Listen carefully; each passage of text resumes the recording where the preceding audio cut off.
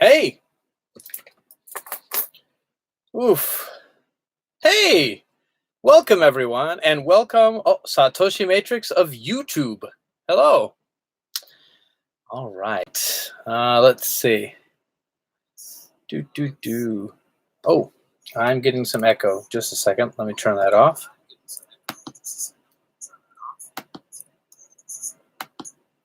There we go.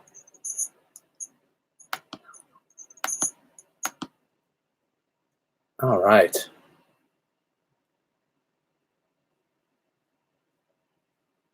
All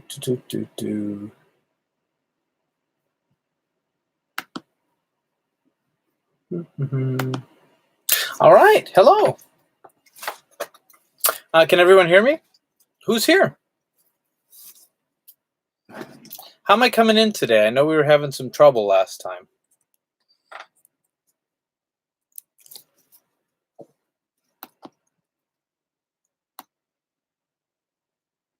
Loud and clear. Good. Great. Hey, it's Sean Orange. Great. Hey, Sean, can you tweet to the Famicom Dojo Twitter? Let them know I'm live right now. That would be great. That would be helpful. Better let our Discord people know. Is everyone on the Discord? Oh, okay. WSAD Zeroic. Hi, Vinnk. Hello. All right. Sean-tastic. It is a Sean-tastic day today. All right. Let's see. Let's tweet and Discord up and things. Just a moment. Sorry. Kids got to sleep quite late tonight, so I'm just kind of finishing setting up right now. So just bear with me for a moment. People need an invite to the Discord. Hold on, I'll get you all an invite in just a second, because it's the place to be.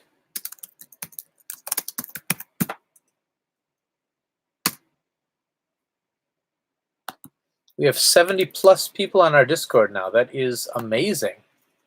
Let's see, invite people. Let's see, let me make a link that doesn't expire. Edit the invite link.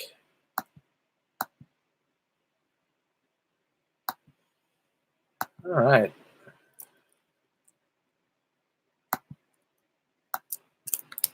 There we go. In the chat, I'll put it right there. There you go. All right. I need an invite. Okay, the place to be. You're 90 years early to the stream for August. Does my stream say 2109? Oh, that's awesome. That's awesome. Please change it. I don't know if I want to. That's kind of a nice title. Maybe we'll change it. I can't change it during the stream anyway, at least not in any way I know that's not going to ruin the stream. But maybe I'll change it to 20XX. How about that? All right, coming to you from the future. All right. Yeah, I'll change that. I'll change that. 2XX? No, 20XX. All right. So anyway, hello. Oh, sorry. I'm already getting a little bit sleepy. It's been another long week, but here I am, ready to serve. As I said, it took me a while to get the kids to bed, so I didn't prepare as much as I wanted, but I got my Saturn here, still ready for. Hold on, I better set the year. Oh, this could take a while. What do we say it was? 2109?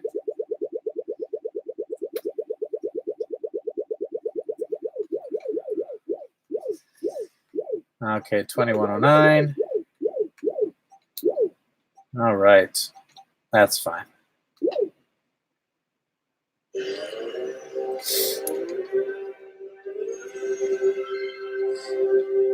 Sega Saturn. Y2K compliant. Great. Okay. So let's see. We've got who's here. Retron MTB is here. Satoshi Matrix is here. Great. Colin's here. Colin is always here, which is wonderful. He's the one who keeps making me do these things. No. Cheesemeister's here. Hello. Let's see. Misunomikan is here. Wasad is here. Sean Orange is here. Shin is here. Great. Oh my goodness, we got all kinds of. We got the best of the best. That's because I get paid to be here. Yes, Colin. I'll your check's in the mail. So, all right. The PSP's internal date maxes out at 2099. Really? Wow. For Sony, the Vita's clock actually maxes out at 2019. That's kind of interesting. Astral Change is out. Astral Change. One Astral, and here's your Astral Change. Astral Chain is out, and it's nice, Vinnk. Have you picked it up by any chance? No, I haven't. I don't have money. It's been there's been a slew of birthdays lately. Sarah's birthday, and this month is Anna's birthday, and there's just not a lot of Astral Change to go around for Astral Chain. So hold on, my computer power seems to have popped out. Just a moment, because otherwise the stream will end in a few minutes. Using significant energy. Google Chrome. Yes, it does. Are you going to pre-order River City Girls from Limited Run? I think I have to. Because my wife's name is Misako, and the main character is named Misako, and I think that's good. But who's this Kunio-kun she's been dating before me? I do have a problem with that, but I should support my wife's game. So, all right, why is that power adapter not working? This might be a short stream. Just a moment. Put another layer of duct tape on it.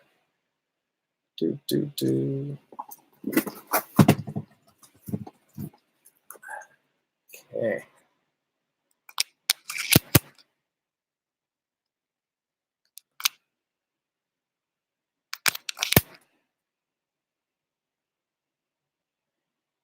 All right, that's not wonderful. Luckily, I have a spare power adapter. Hopefully, it's the power adapter, not the computer.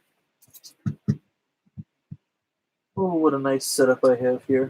Everything is really like held together with duct tape.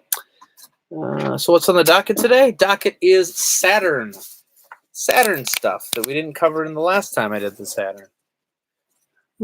Okay, there we go. There's some power. Great. I got the Saturn hooked up. I got. You know what?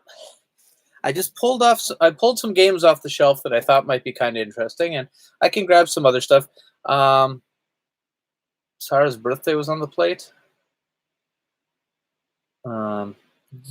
Sure. I just pulled some. Hold on, we need the blessing of our patron saint.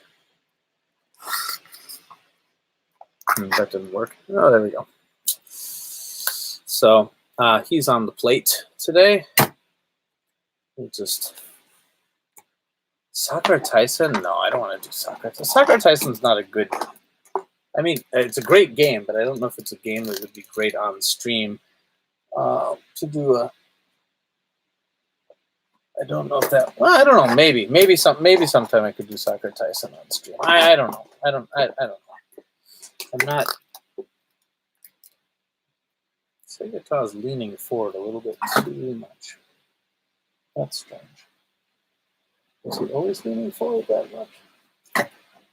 Perhaps he was. Okay. Anyway. So here's some stuff I got. I got a Tenchi Muyo puzzle game that's pretty interesting. It's a kind of a Puyo Puyo-esque with a Tenchi Muyo spin. I've got this, this might not be fun at all, but I've got this music composition software called Techno Motor, which I've heard good things about, but I haven't really dived into much itself. But it is in English, which might make it a little easier. Maybe not that one. I was going to do a couple of the fighting games that use the memory expansion, but I didn't have time to dig out my memory expansion. I don't really want to do that right now, so we'll save those for another time. I picked this up. I've never tried it. It is the Street Fighter II interactive movie. That might be interesting. It looks very. I have no idea. I picked it up, and I was immediately disappointed because there was no manual inside. So instead of even trying it, I just put it on the shelf and forgot about it until today. So I haven't actually played that one yet. I've got another Picross game. I don't know. Picross is probably a terrible thing to stream, but I just wanted to play it.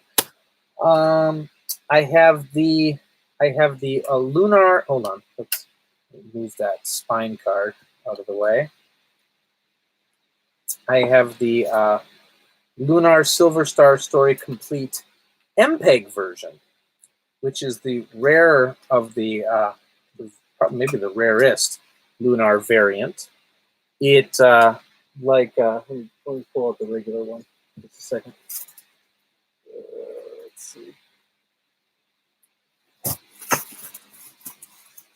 Eternal Blue. There's the regular Lunar.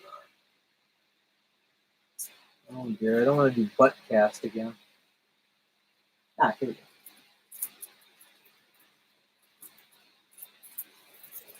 So Lunar Eternal Blue, Lunar Silver Star Story is a pretty common Saturn game. Sold very well. It's a wonderful game. One of my all-time favorite games. Came out in the U.S. Only on PlayStation, which was a remake of that. And this is the complete version, which is very similar to the American PlayStation release. And it is the only game that required the MPEG card. And I dropped everything.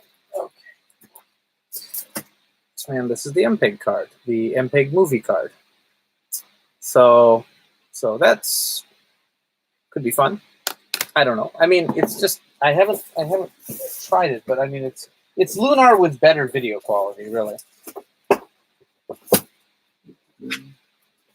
I got the Last Gladiators pinball game again, just because I like it. I picked this up. I haven't even opened it yet. It's Afterburner 2 for the Saturn. I'm guessing it's pretty arcade accurate. Apparently, it supports the 3D controller. And I don't know. I've got this Police Knots that I picked up at Famicom Dojo for a steal, just for a steal. It's the limited edition one that has. I don't know what else is in here. I haven't opened it yet, but yeah, that was cheap. So, did any of those sound interesting? Did I drop some other thing? All right. Afterburner? Yeah, we could do Afterburner. Oh, I see what you're doing. I see what you're doing, Colin. You know that I'm terrible at flying games, even action flying games. It's September now. Oh yeah, it's September now. Oh, I've got one more. Hold on. Where'd the case go? Just a second. Oof. There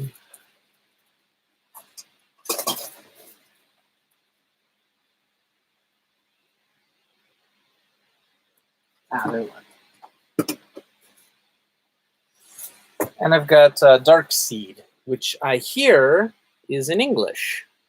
The first one. I don't know.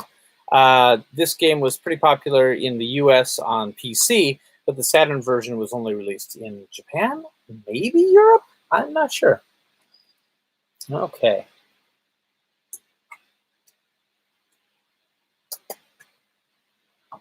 All right, let's do Afterburner then. All right. Oh, let's see how good this one is. I got this at Book Off last week. Oh, it's in nice condition. Spine card. Ah, spine card and warranty card. Nice, nice. I'm not really someone who cares too much about spine cards. If they're in there, I'm like, oh, that's neat. But I'm not one that will be like, oh, no spine card. This thing is useless. I mean, they're nice. It's nice, but I'd rather have a nice crisp looking manual. You know, those things. All right. So yeah, let's try some Afterburner too.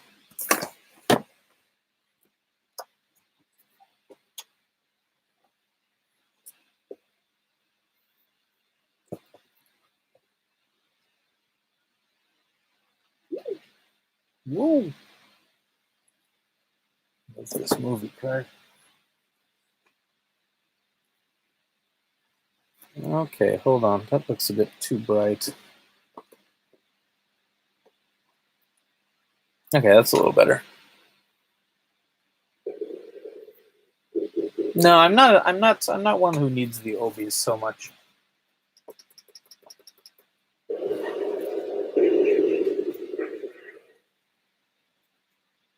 In fact, I'm very glad that they don't have obies anymore with the games.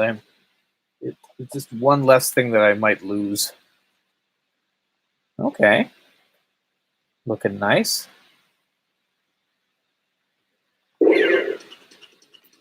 Okay, let's see if there's an option for me. An option with, haha, extra easy. Perfect. Add a few more ships. Yeah. Because I know that you all watch these videos because of my elite gaming skills, but I don't want to like show you guys up too much. So I often purposely lose. All right. Enough of the lies. Let's do this. All right. Whoa. Okay, so this does support the Saturn 3D controller, like the Knights controller, which I think might be good for this. Wow, it's scrolled. Okay. That's a pretty good port. I mean, I haven't played the arcade version enough to know if this is arcade perfect, but it looks really nice. It's moving at a very nice frame rate. I mean, there's of course a lot of pop-in, but I think that was in the original arcade version as well. Okay, hold on. There's lock-on and stuff that I should be doing, right? All right. Okay, so A is firing, B does some missile stuff, C makes me blow up and die. I think that's how the buttons work. Okay, what does C do? C does nothing. Okay, it's A and B. Okay, A is regular guns. Is there a lock-on that I should be using? Tell you the honest truth, I haven't played a lot of Afterburner. I played it in the arcade a lot when I was a kid, and I blew up just like this.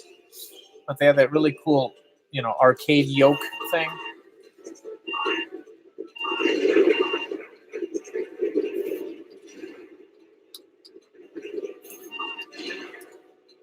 So how is it that I'm to lock on? Oh, okay. Reload weapons. How do I do that?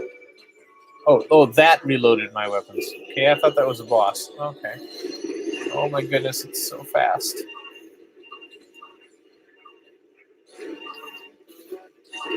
I'm not sure if I like video games you have to be good at. Can I grind to have a better ship?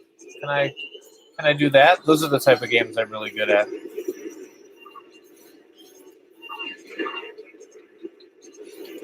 It looks great though.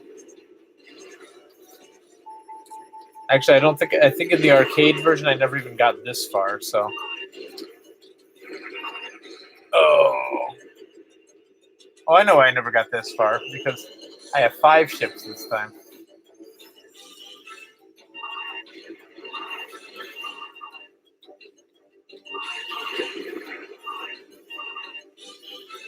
It looks great, though. Oh my goodness.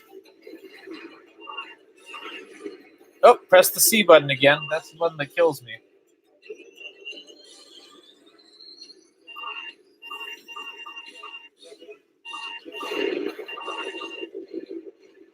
All right. Nope.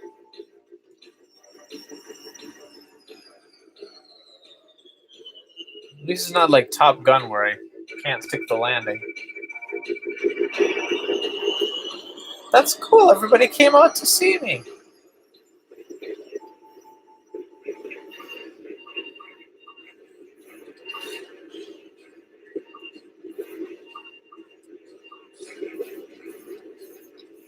We'll pause for a moment. Let's read some comments.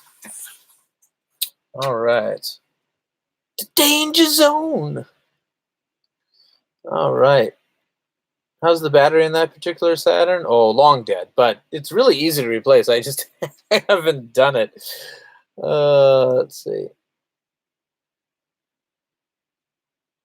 Vinnk swung the other way from being 10 years late to 90 years early. That's me. Leech Vinnk, yes. It's a process. We'll get to it eventually. Yep. Let's see. It's really smooth for the time, yeah. Highway to the danger zone, yes. Vinnk pressed the explode button, yes. C is for self-destruct. Man, that'd be a way to start. Savings. Play arcade games, put a quarter in for each credit. Yep, that's true. This is like NASCAR but with flying and murder. Oh, excellent. And now vacation in Maine with your jet fighter. Yes. All right. Please continue to make references to Top Gun whilst I play a bit more.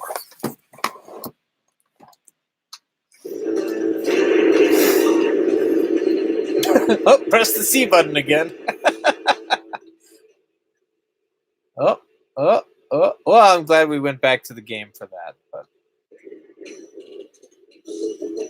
hey, look at that. I'm number 18 though in the whole world in recorded history. So that can't be too bad.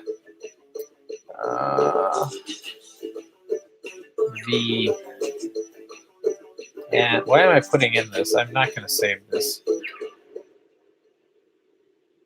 I hit 63 things. Nice. Sega ages. 1. No, not 1. 2.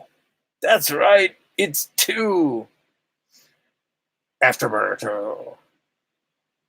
Studebaker Hawk. Yeah, Studebaker Hawk. All right. There we go. Look at that. Look at that. Mode 6. Yeah, that's the type of joystick they had in the arcade. I always thought that was so cool. But where's the C button on that? How do you self-destruct? By the way, that's not really a thing. Okay.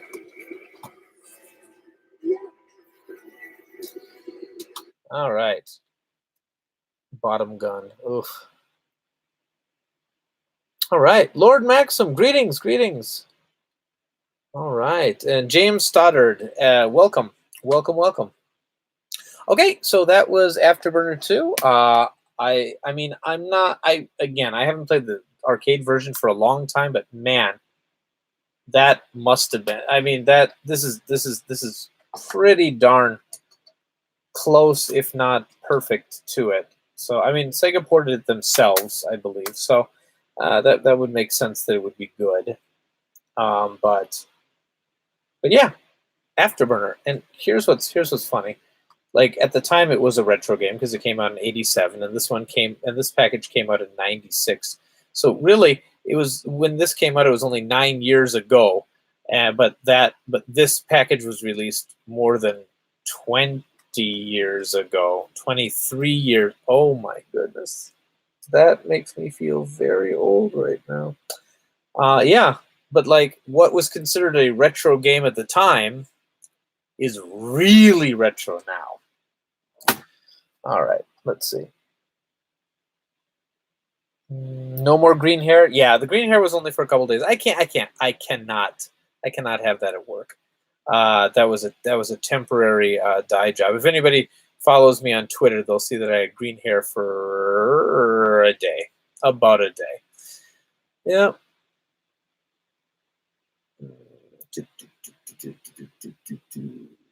All right. Anyway, so that was Afterburner on the Sega Saturn, and I don't know. I'm not sure if I'm so bad at it. I'm not sure if I'm going to add this to the permanent collection. This one might show up on the store. Not sure what I'm going to do with it yet. But it is very cool. It is very cool. Tales of Symphonia just turned 16 years old. What? That's a new game though, right? Oh. Wow. Yeah, I know. I was thinking about these things a while ago. Yeah. I mean, every game that we think is kind of new is pretty old now. It's really... Nope, don't want to think about it right now. Let's play something else. Let's see. I am intrigued about Street Fighter 2, the game, the movie. Or the movie, the game. Nope, it's not movie, the game, because it's not, but it's the interactive movie, which is a game. Oh, which puzzle were you talking about? The Tenchi Muyo one? Are you talking about this one, Satoshi? The Tenchi Muyo puzzler? We'll probably get to that because puzzle games I like. But yeah, let's try this. Let's try this Street Fighter thing first. I have no idea.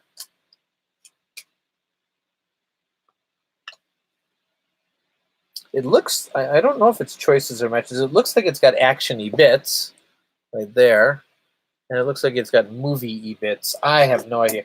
I hope it's an FMV game like Night Trap. That would be great. Let's see. Like, the fact that I haven't heard a lot about this game does not inspire me that it is a classic. But anyway, let's give it a try. Oh, I gotta set the year again. What year brings back good memories for you?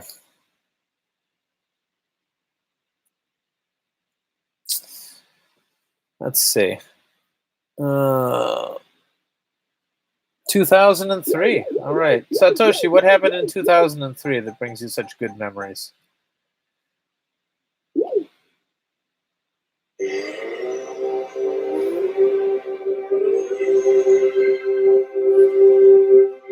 All right. Okay, this is going to be one. Whoa, that's too glary. Okay. Oh, did I put in disc 2?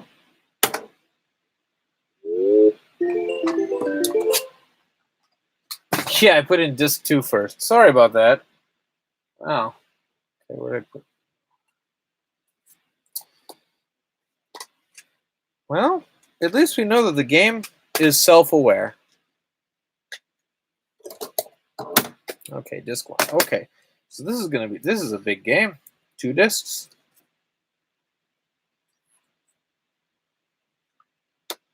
All right. Couldn't have put this one on the N64. All right.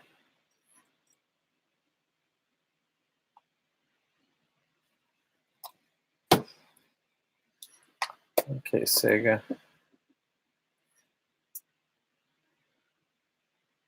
All right. Capcom. Capcom. Back when we made more than 2 games a year.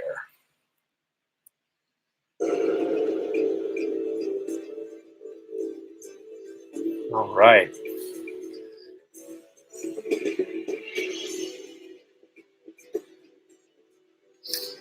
Chun-Li. The chunnest of Lees. Yeah. Chun-Li.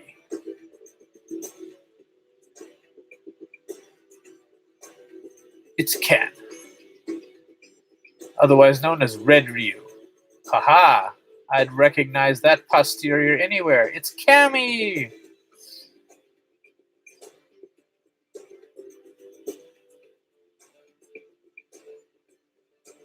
Okay, just the four of them? No, it's you know, that famous okay. There's M. Bison or Balrog, depending on what region you're in,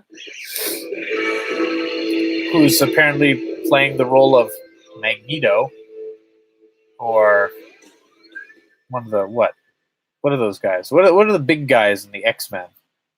Oh man, can't even remember. What are the big guys in the X-Men? I thought M. Bison was Vega. Oh, Vega, you're right.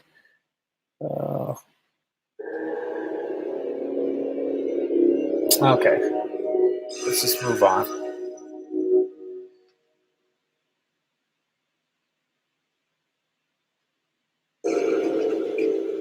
Nope, already saw that. Okay, here we go. Street Fighter 2. Movie. You can barely see the words movie there. But, okay, this is 95. Game mode. Okay, let's do game mode. Option. Give me an easy one. No, it's just about the buttons. Uh-oh. Uh-oh. I didn't want to actually reset them. Oh no. What were they before? I think it's ABC. Okay. All right. Here we go. Game start. All right.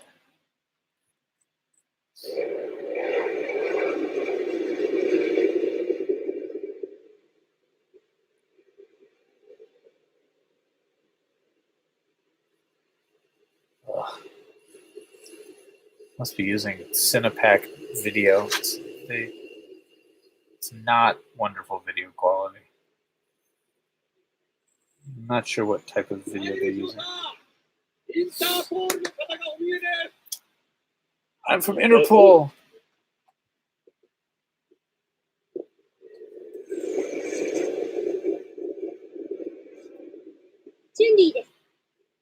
Oh yeah, Chun-Li.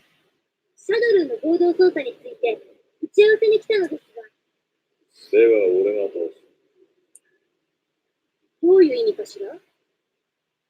ベガを倒すのに応援がいらない。What do you mean by that? 帰る捜査、軍の決定ですよ。ベガを倒しゃいい。It would be better if it was actually Jean-Claude Van Damme who was attempting to speak Japanese. I think that'd be awesome.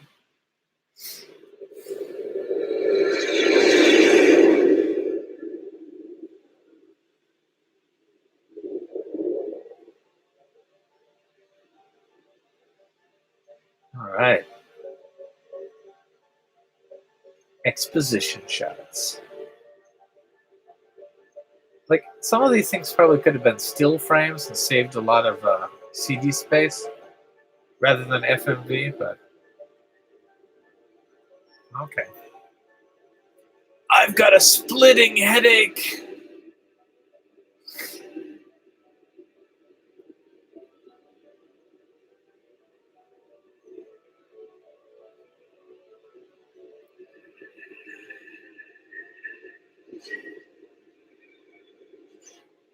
Lord Maxim says, I think this is just the film on the Saturn. Well, I put it on game mode. So I'm thinking there's going to be some... I don't know. I didn't watch the Street Fighter 2 movie. Is this basically the Street Fighter 2 movie? I figured it might use clips from it, but is this just the full film on a disc?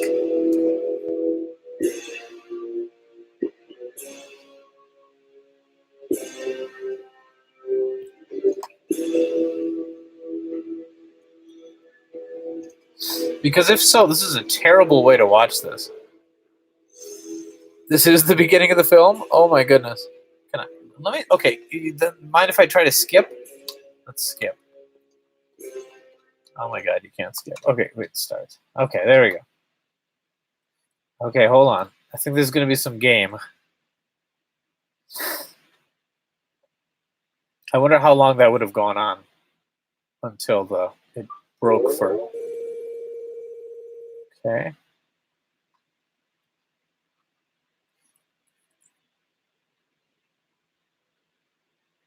Still kind of the movie. Am I playing? Is this interactive? Do buttons do things? Oh, okay. Pressing the button pauses the video and tells me about what's going on. No data. Okay, if I pause, okay. All right. So it's interactive in the way of, can I pause here? No data, okay. Oh, I see somebody. I see no data. But this person is Ryu. Ah, look at that. Look at that. Oh my goodness. Look, this is so interactive. It should say like ear, listening device. Wait, we get his measurements? We get how big his butt is? 85. 85, not bad. His bust? His bust? That would make him like a C cup. All right.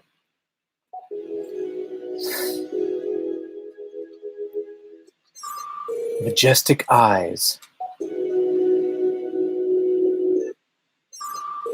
And there's another mountain. Oh, wait, that's not. That's his arm. Wait. Okay, quickly. Tell me how old he is. He was born in 1964. How old is this dude? I love the blinking lights and random readouts unironically. Nice. So how old is this guy? He was born July 21st, 1964. He's 55. He's looking good for a 55-year-old mountain.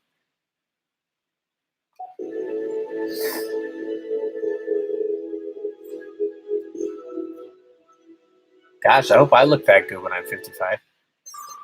It's still Ryu.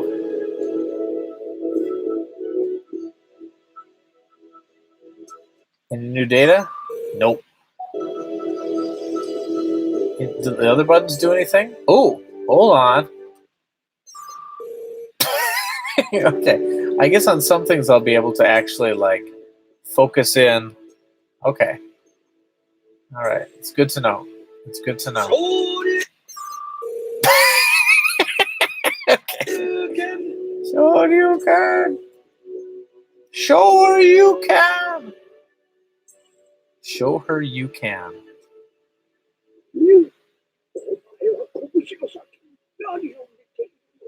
Who's talking? I can't. Oh.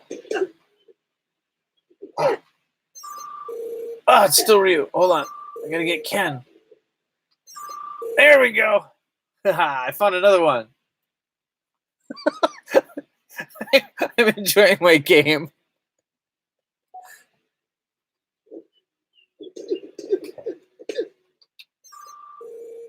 Look at that. Look at that. I got both. I got both in the shot.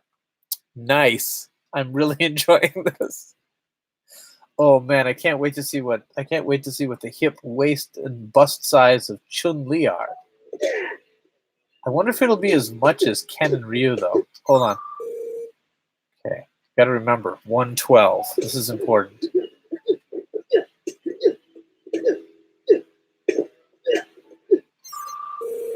Okay. We got 112. So Ken is actually bustier than Ryu. It's good to know. And he's got a bigger butt. He's fatter all around. He's just a bigger guy. They got different blood types. And he's taller too. He's heavier. Yeah. So see, it's not just a palette swap.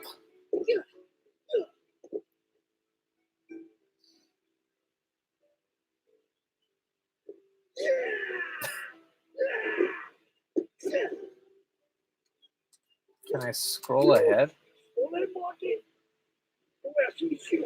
Oh, bird. Ah, no data. I wanted to know his bust and hip.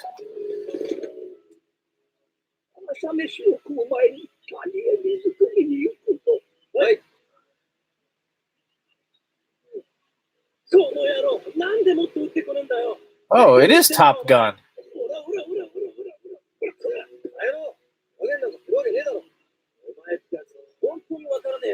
All right.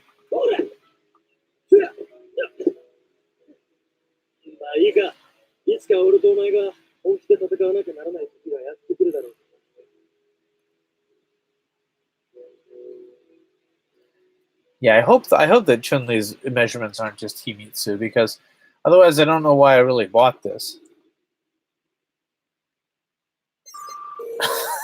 I don't know why that makes me laugh so much.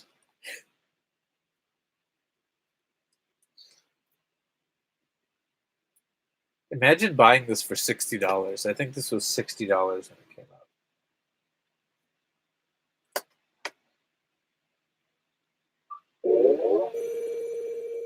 All right.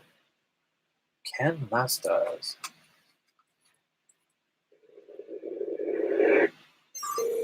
Hey, oh! I got data about the car.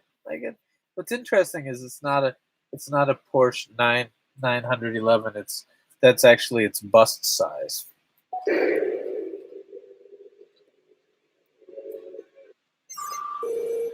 still can.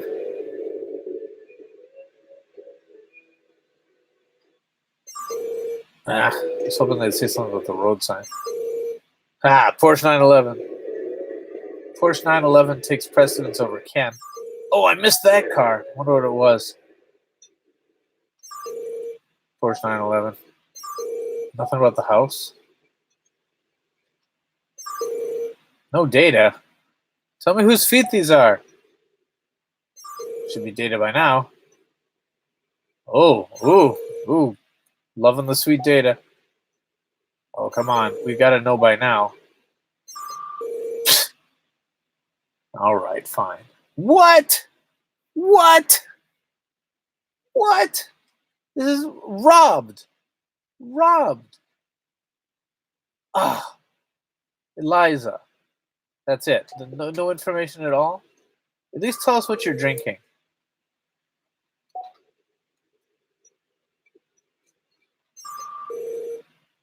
What's she reading? It's called Mari.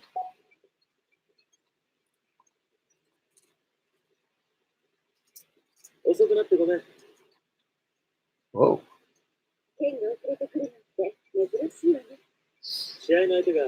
Ken's got a girlfriend? I do not follow the deep lore of Street Fighter 2.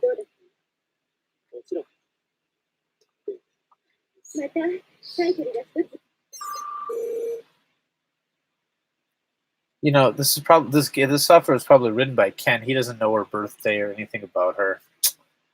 It's really, really very sad. You know, men.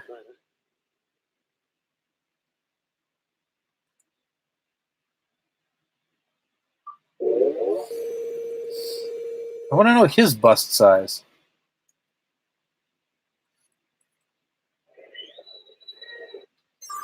No data. Fei Long. Not as busty. Quite tall.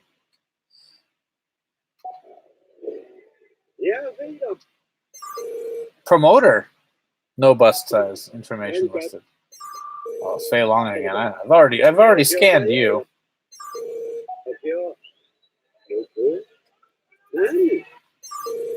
Yeah. I like that these things are all in English too. I do like that it says promoter.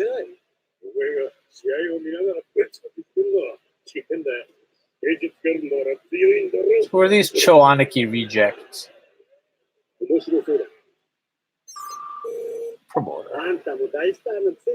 Well, someone must have gone through this frame by frame and been like, who's in each shot? Okay, the promoter's there.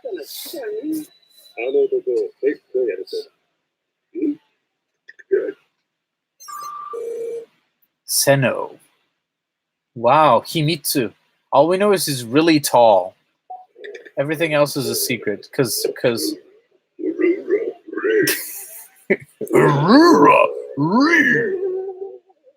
Ken, low blow there, man. Stunned crowd.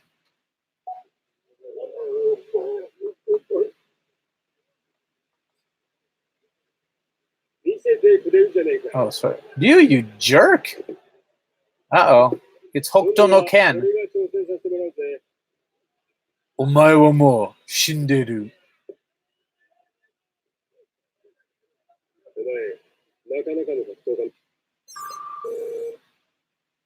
Okay. So this... Ooh, 俺の名前はリュウ。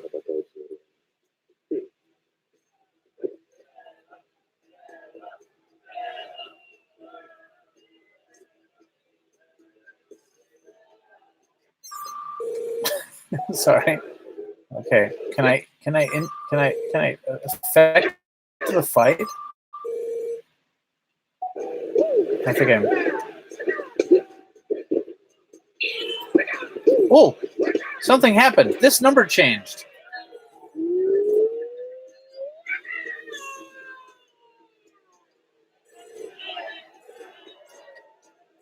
Okay, I can zoom in on something. The controls are not intuitive. Something's happening. This number is changing.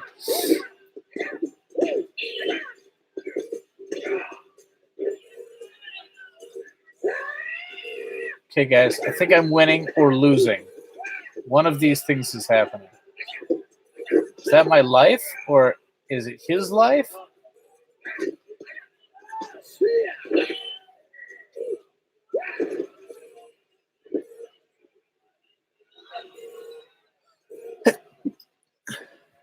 I have a limited amount of time to do what? Use the crosshairs. I mean, at least stop interrupting my anime, you frigging stats. You have a limited amount of time. It's a countdown. I think you're losing. No, because when I don't do anything, nothing happens. Scan his shoes.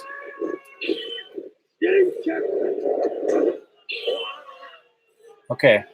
I either gained a point or lost a point for highlighting his crotch.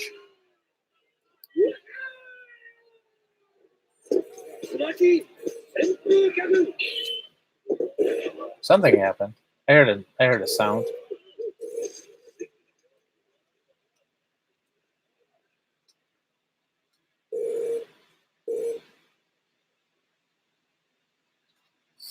Did I win? Did I lose?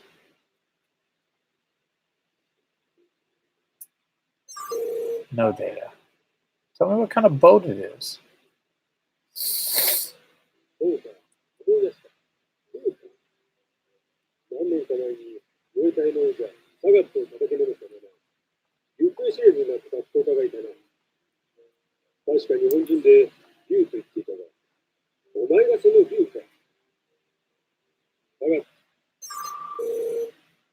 Well, they're friends now. This is Top Gun.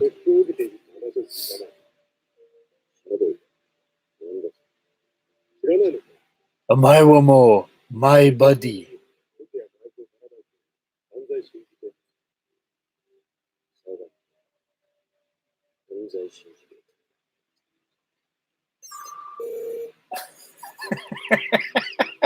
Stats are great. Where's Chun-Li?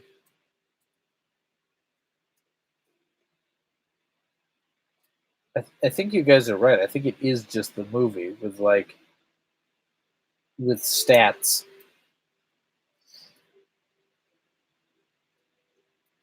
Can I skip? Oh, I can skip. Whoa. Whoa. Okay, that's what the start button did. Option. Oh, no. Save. I can save? Why? I mean, of course I'll save. Yeah. I'll save again just for that sound. I can leave. There's a password, apparently. You guys can all write that down if you pick this game up later. All right. All right. I don't know. I think I might have had enough of that one. All right. Wait until the shower. There's a shower scene? Okay. How far into... Wait a minute. I don't know if I can show a shower scene on YouTube. Okay. Is this even a game?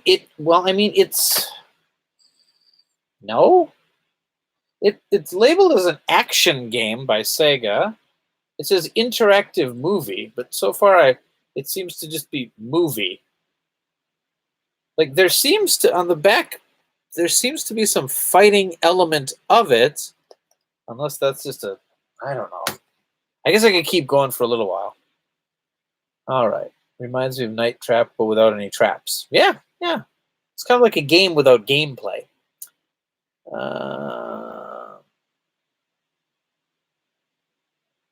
Where is your...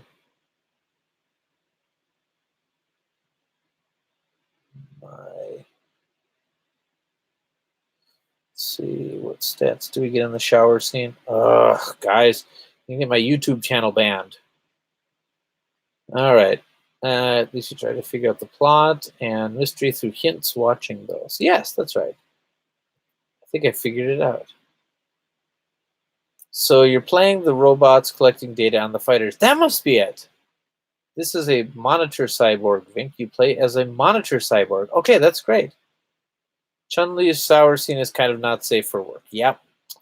It's a fight at the end of the game. You scan all the bits to unlock more power in your robot man. I tried to say Super Famicom, Vinnk. Okay, I was trying to figure out what if you just watch it as a movie, you have no health and no fight power. Vinnk, does the game carry a 0 rating or does it predate ratings?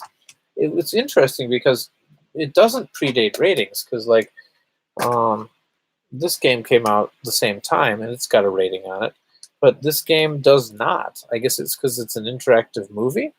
I don't know. Yeah, it has no rating on it, so maybe that's how it possibly has a not safe for work shower scene. Maybe we should. I don't know. Should we risk it? Maybe not. Maybe not. All right. I mean, I already got a takedown notice from Amaru Namie earlier, so I don't know. I wonder if the shower scene is there or not. I'm intrigued just to see if I can scan things.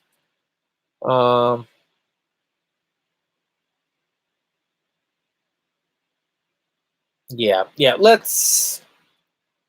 We'll move on. This is that was indeed an experiment. So that was Street Fighter, the game, the movie. I guess the movie. It was something. Scan me harder, bro. All right. Okay. So let's do that puzzle game. Okay. Who's familiar with Tenchi Muyo, the anime series? They made tons of games out of this.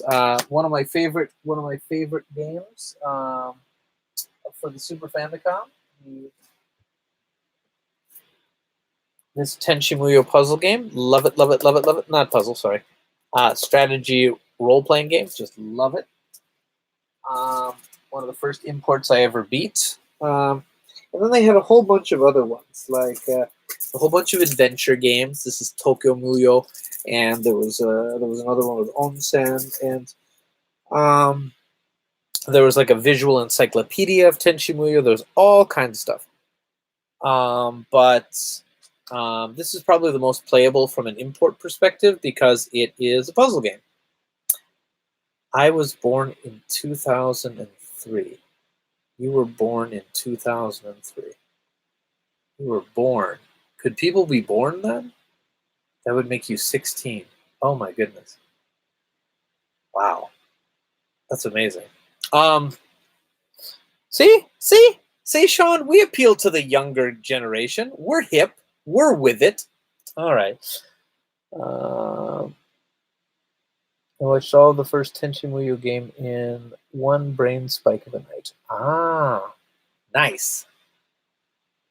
But I mean, there's a lot of wow, nice.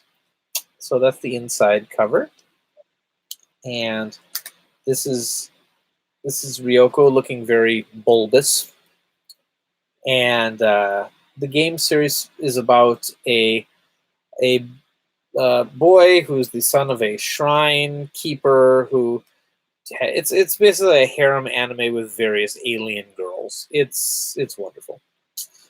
All right. Did nobody get my joke? What was your joke? I was born The Crossfire Hurricane. Nope, didn't get it. All right. 3 hours of sleep. All right. All right. Let's try this.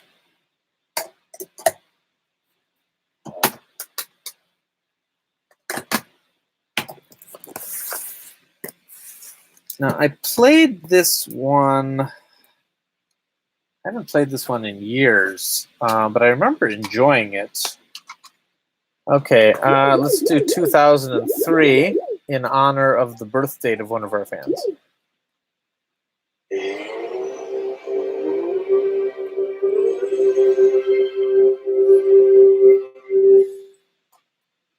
But yeah, Tenchi Muyo was one of the first anime that I ever really got into knowing it was anime. That one and Ranma. Ranma 1/2.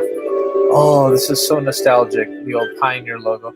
I had this on a lot of my Laserdiscs. A lot of my Laserdiscs were made by Pioneer. Oh, that's so nostalgic. Oh my goodness.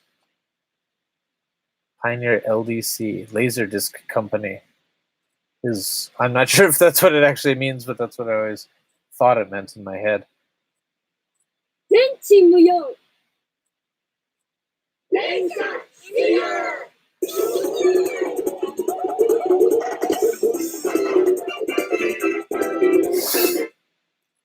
Oh, I need to watch Tenchi Muyo again. Oh my goodness.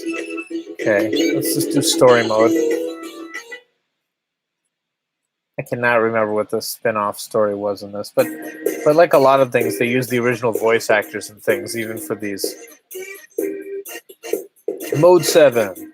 Mode 7. Okay, Ryoko is singing karaoke. And this is before the house got transferred into space.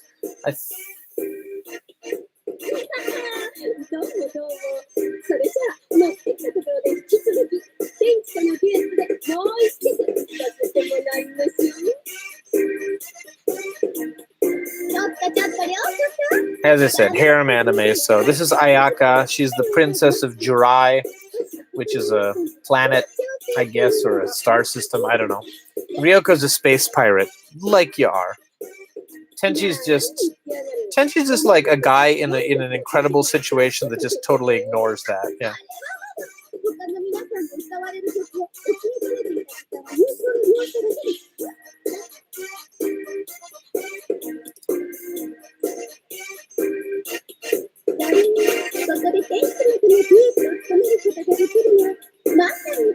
But anyway, Tenchi actually, no, I don't want to spoil it, but Tenchi is more than he appears to be. But for the first half of the series, he's just being kind of like thrown around by. Oh, you gotta have one that's way too young, too. That's Sasami. That's Ayaka's sister.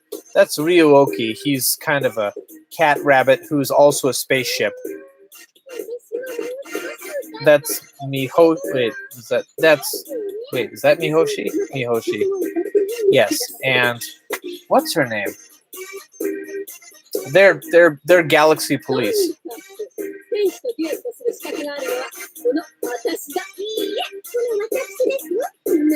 Oh my gosh, it's been a long time since I watched this. Where's Washu? Washu is the one with the pink hair. Oh, I bet that's... There we go. There's little Washu. Voiced in the dub by Gigi Lulu.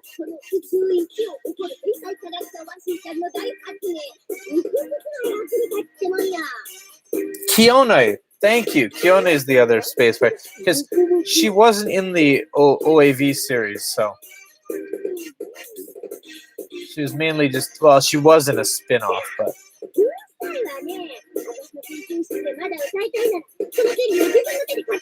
You're right. This is a very extended cutscene for a puzzle game.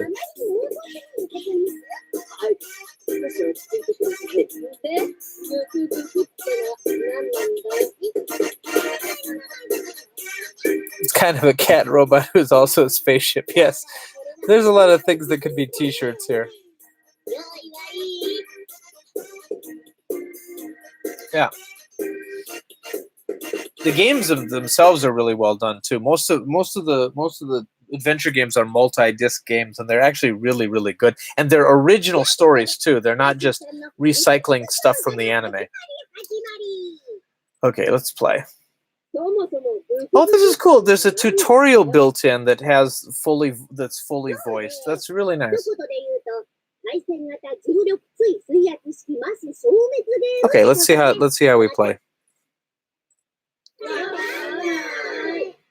Everyone says "Wakaranai." Everyone's like, "We don't understand." So they're gonna explain it.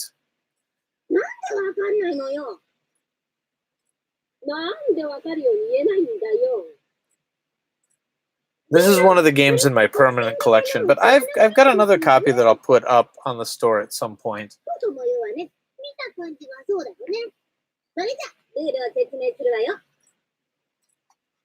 Nurse Washu is going to teach us the rules. Nice.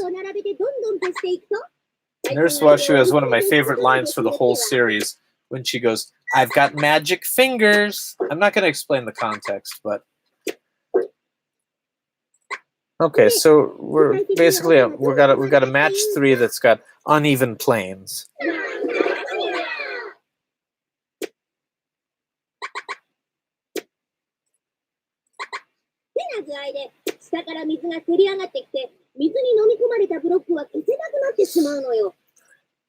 And yeah, we've got rising water, and these float.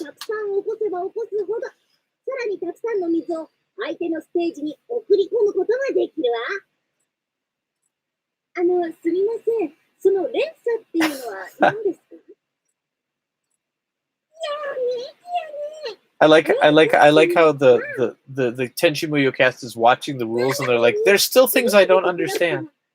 It's really, I do like how they did this. It's a really nice presentation.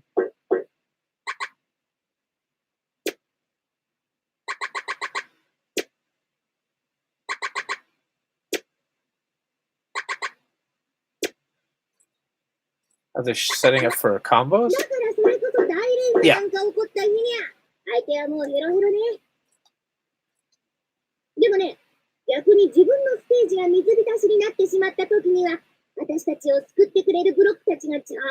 I do recommend watching this anime. I at least I think so. I haven't watched it in a number of years, but it was one of my favorites. Okay, the hearts bring the water down. Okay, that's useful.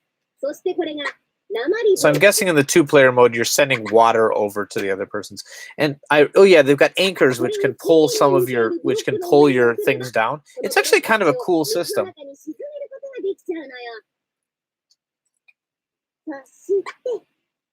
Little Washu. Is the anime lewd? Not really. I mean, there's innuendo and things, and if you watch the OAV series, there's some. Actually, yes. Never mind. I take it back. The TV series wasn't, but the OAV series had episode 4 was a hot springs episode that was yeah.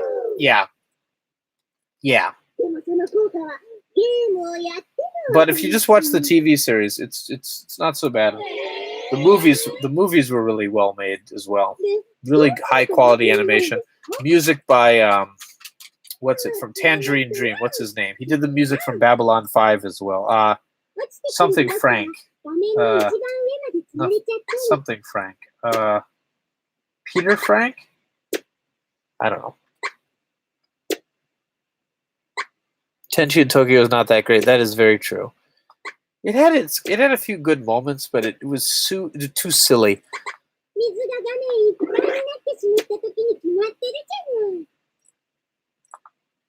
The cast will just forget everything at the end of the season anyway. Yep.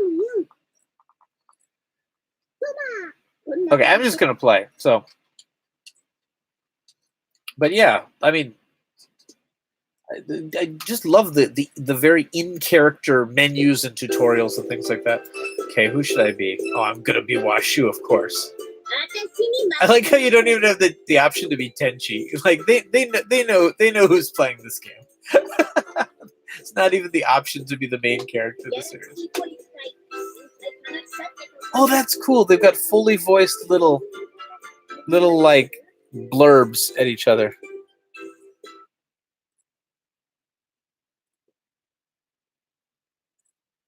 There were a couple pretty decent Ranma fighting games, actually. Yeah, and there were a couple pretty terrible ones too. All right, I'm gonna take you down, Kione. Oh, I remember this music. All right.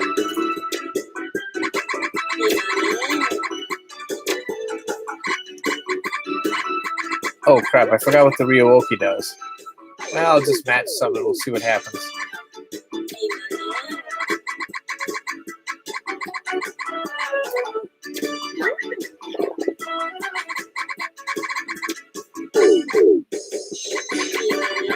Oops, that was a mistake. Okay. I'm not used to. I'm thinking Puyo Puyo, and I'm not remembering that this is an uneven playing field.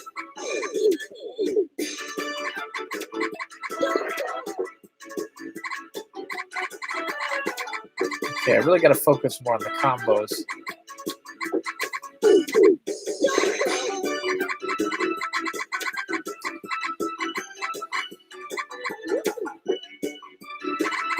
Okay, let's see what 3 Ryuokis do. Doesn't seem to do much.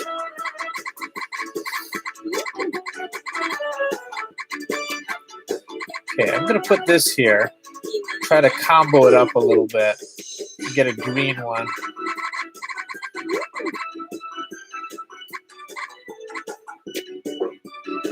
All right. Come on, green. There we go. Okay. Okay, there we go. Okay, combos are going to cause damage to... Okay, there we go. Now I got the water flowing. Can I get rid of some anchors? Yeah, okay. All right, matching 3 anchors gets rid of them. All right, now I'm doing well. That. Okay, so you definitely need to work on combos to take out your opponent. Oh my gosh, this is... Why did I stop playing this?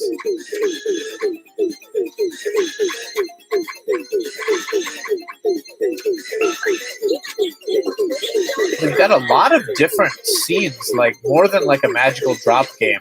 The whole having the scenes in the background reminds me a lot of the Sakura Columns game, but... Oops. Oh, well. Oh, there's Tenchi. He's just cheering. That's all he does in this game. Oh.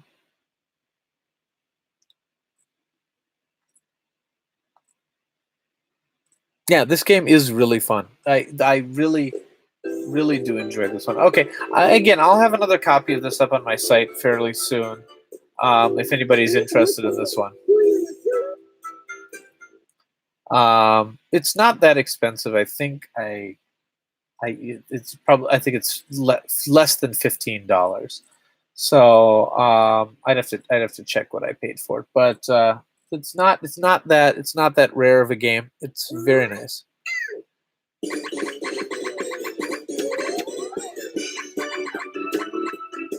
I don't know. Is this interesting to watch? Because I could definitely put something else in, but kind of enjoying playing it.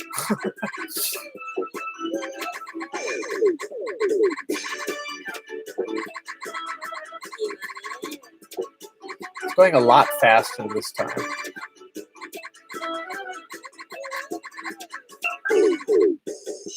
I got to get used to the system though. I'm still thinking my Puyo Puyo mode. Okay, so water's coming already. Oh, if something's underwater, it doesn't match with the above water stuff. That's interesting to know. Oops. Oh dear.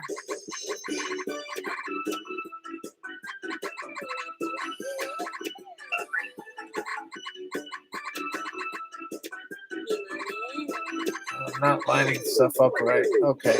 There we go. That brought the water down. Okay, and then once the water's down, oh, you can set up combos like that. Oh, this is cool.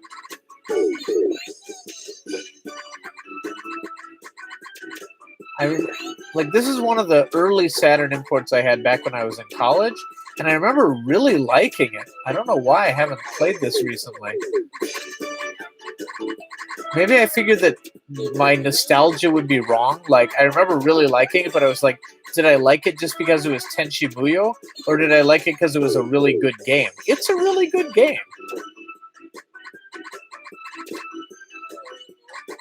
Like, there's definitely some games that I like just because of the IP behind them that aren't that good by themselves. But this is... Oh, now I buried that heart. Oh, that's a problem. Oh, once you get too deep, it's hard to get out. Okay, there we go. There we go. There we go. Uh-oh. Oh, no. All right. Okay, set some anchors down. Okay, if I can get enough hearts, I'm going to set up a pretty nice combo. Okay. Okay, there we go. There we go.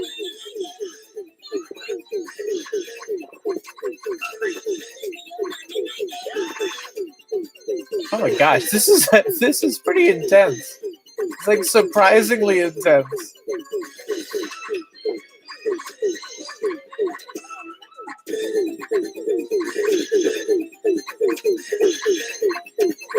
Uh-oh. Uh-oh, that was a mistake. Oh no.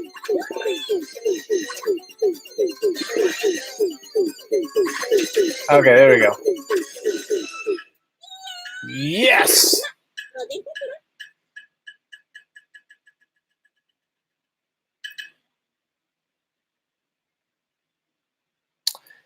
This is great. Is this interesting? I can totally stop, but little Washu is so happy. Is that game over? Maybe I have to play the harder mode too.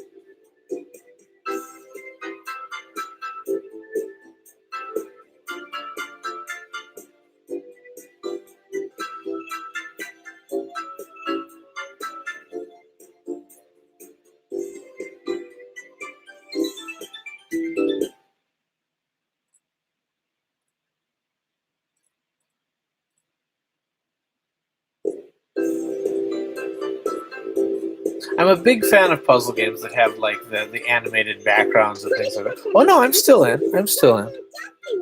Who do we get to drown next? We get to drown children. That's who we get to drown, illustrations. And welcome. This is the man who drew the wonderful art that I used for my title card for this podcast. Thank you so much. All right, let's drown a child. There's the other T-shirt for today. All right, I'm going to keep those hearts kind of higher up so as not to drown them. Uh-oh. Whoops. No, that was a mistake.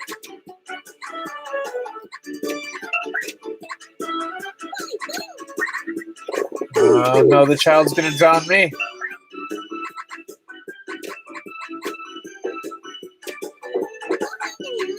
More cats. Uh-oh. Oh, no. Oh, good. That prevented it. Okay. Keep a couple of hearts high and dry. Okay, so those are floating, but if I can get that heart in, they should sink, which will cause that combo to happen. Oh, this is very, very clever design. Like, it doesn't really need to have Tenchi Muyo in it to work either.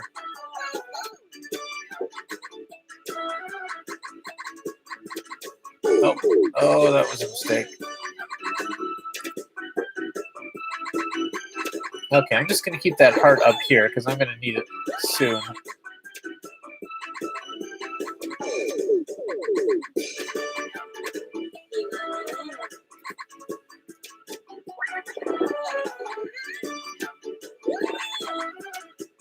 Don't drown my hearts. I need my hearts. It's a lot of anchors. Still more anchors. It's a lot of anchors. Give me a heart. I need a heart. No! You've drawn my hearts? Oh no. This is not wonderful. Okay, there's a heart. Don't draw my hearts. Oh no!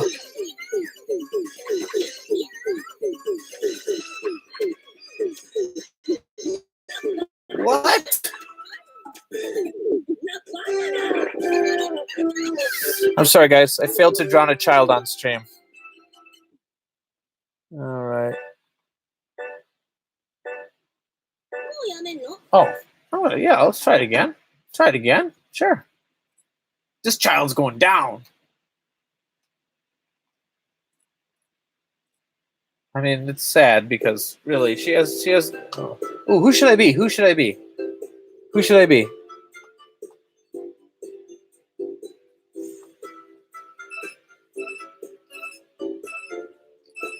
I mean, truly, I could be the child and then just lose, as I probably do. Different girl. Ryoko? Okay. That is definitely the correct second choice after Washu. Definitely.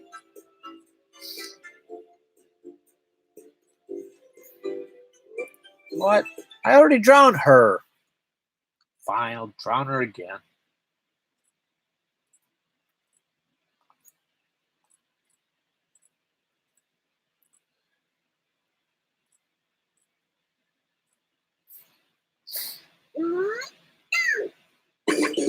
But again, I'll recommend, I think I'll recommend Tenshi Muyo.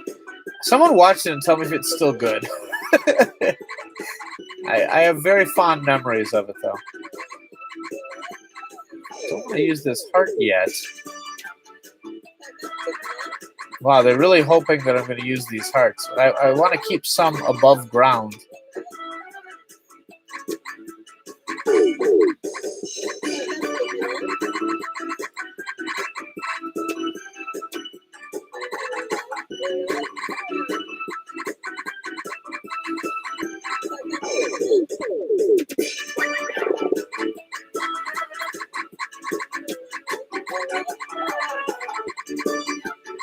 Fine, I'll heart it up a bit.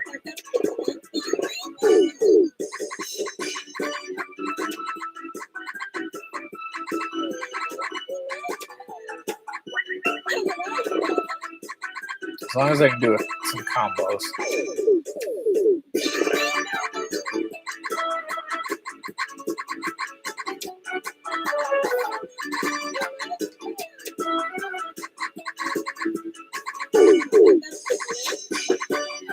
Oh, that didn't work.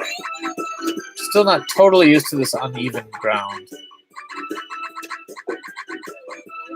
Ah, it doesn't count unless you chain them. Okay, so just getting to it once doesn't do much. You've got to chain them.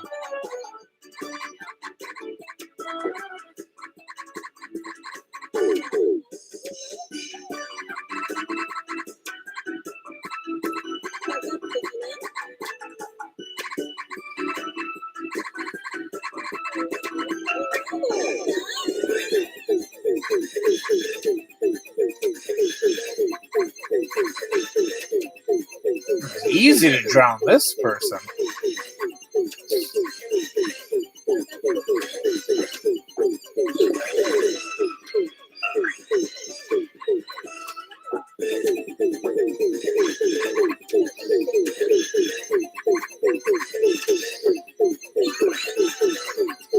Give me some heart.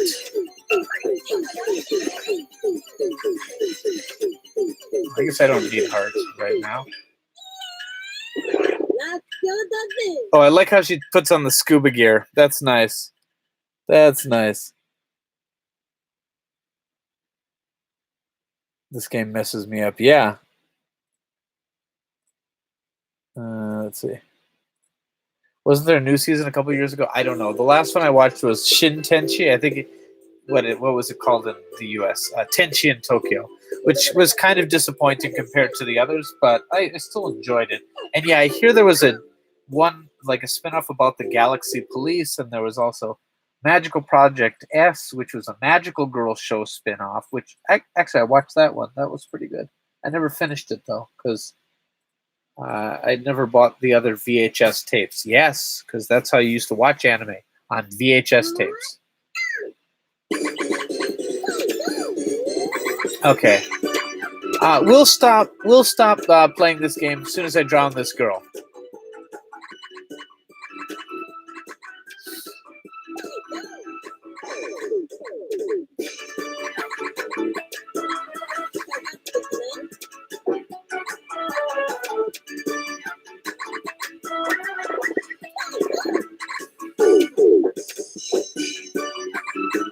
Okay.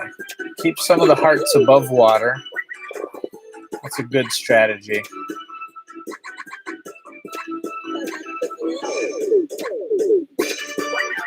Bring that water back down.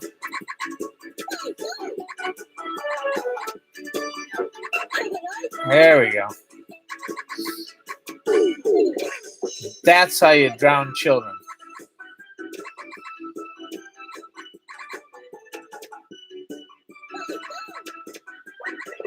Oh, should have done the anchor.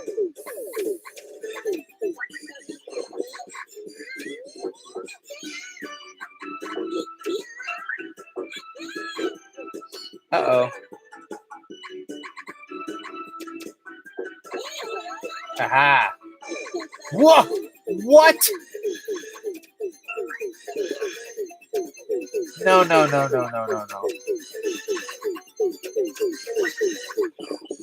What is this garbage?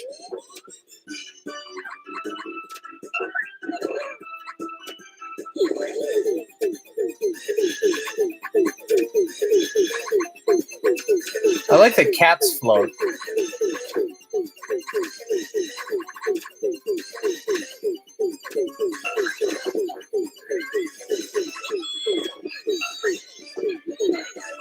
What? What?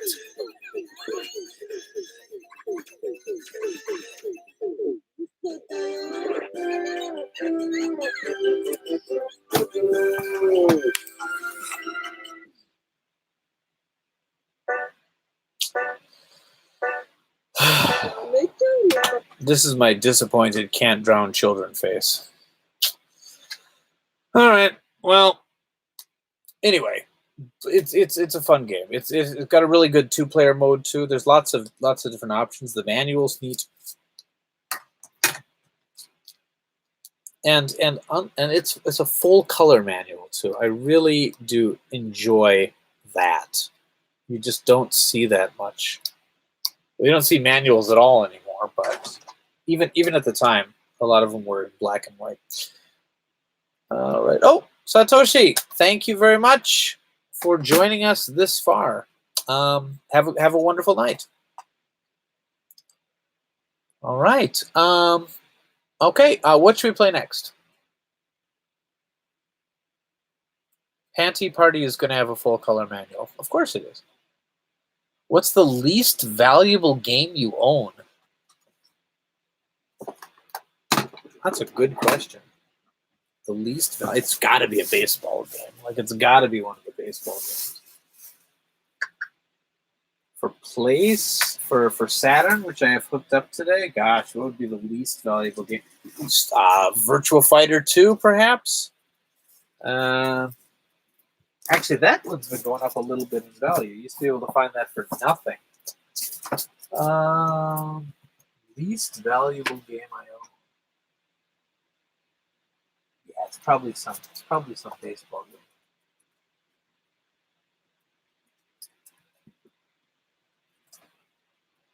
Probably one of the Evangelion games. Those things are a dime a dozen.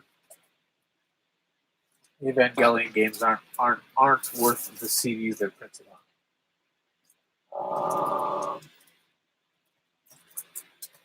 What do I got here? Tomb Raider.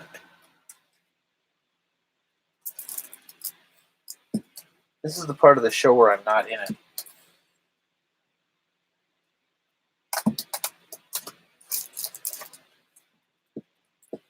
Gosh, what are not valuable games on the Saturn?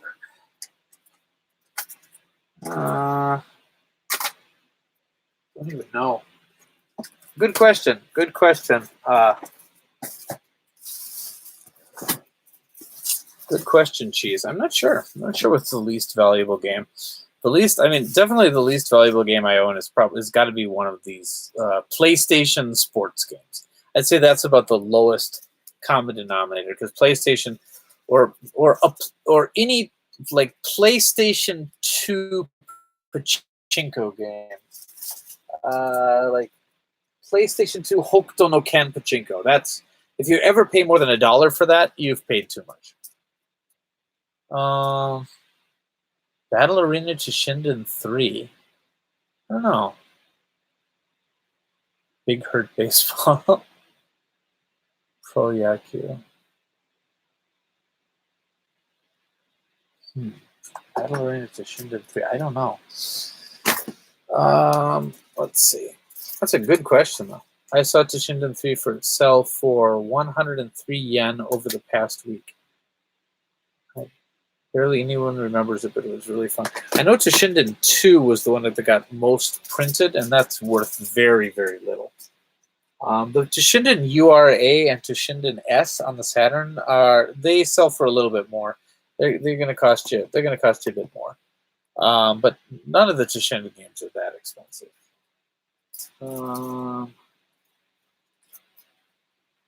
Probably the most expensive one is the Chibi spinoff Nishi Toshinden.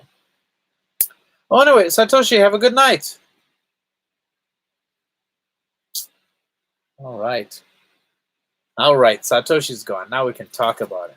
That's Satoshi. Oh my goodness, the things that he probably does. I could go on and on, but I won't. All right. Let's see. What should we play? What do I got?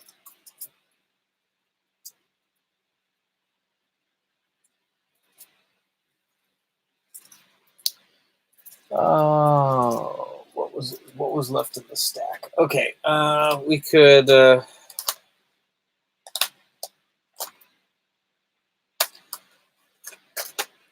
want to play pinball. I want to play some pinball. This game came out in the U.S. At the same one, Last Gladiators.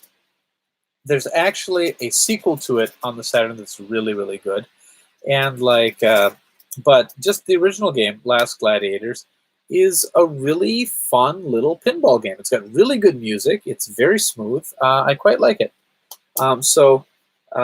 This is a game that if you can find it yourself, it's not very. Maybe the U.S. version is getting a little more expensive, but it's not a very expensive Japanese Saturn game, and it's really fun. I like breathing, drinking water, joining your live streams. Truly disturbing indeed. Yes. Yes. All right. Let's play. I just like that the game starts every round with "We who are about to die salute you." Okay, what's a good year? I heard 97 spouted out earlier. All right.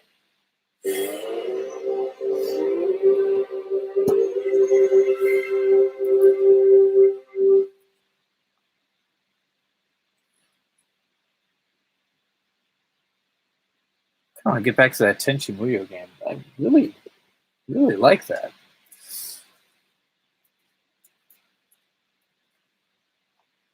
So it's Digital Pinball Last Gladiators. Let's see.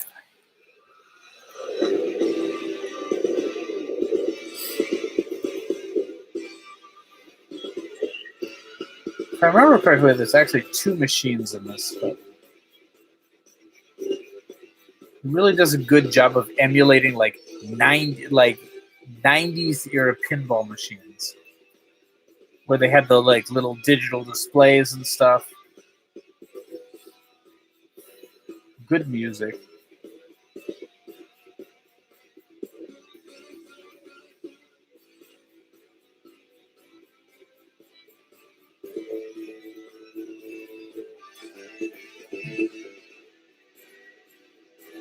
I guess I mean, I think your mileage will vary on this game, but like I loved 90s era pinball machines, Adam's Family, things like that. And like this really is very evocative of that time.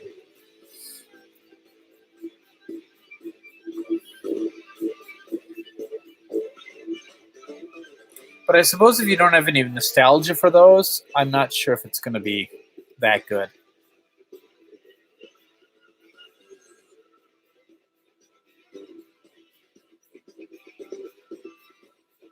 But yeah, let's just move on. And this is very import friendly because everything, I mean, you've got your subtitles in Japanese, but everything's in English. I wonder if even the instruction manual is. Gladiator rules.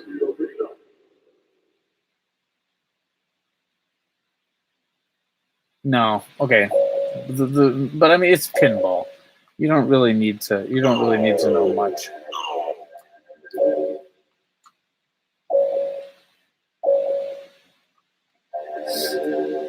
Okay, that part's in Japanese, but really,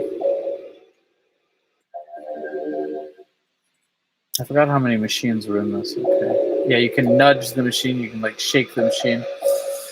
Okay.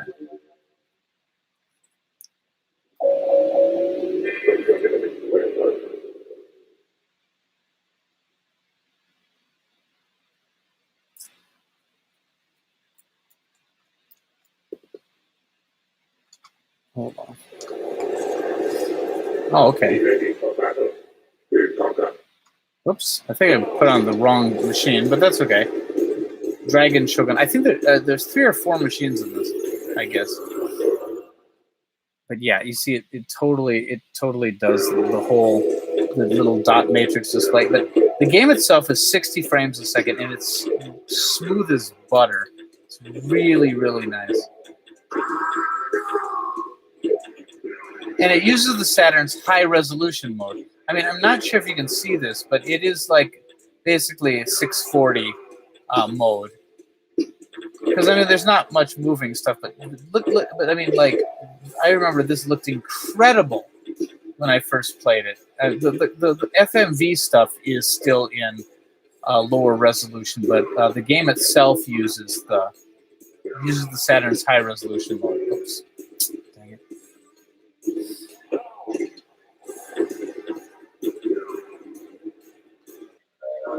Just a second.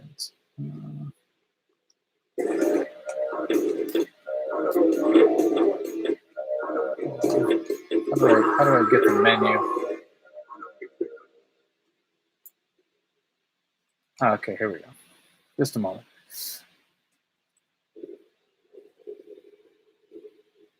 I wonder if the Senran Karaga game pinball is any good, or if it's just fan service.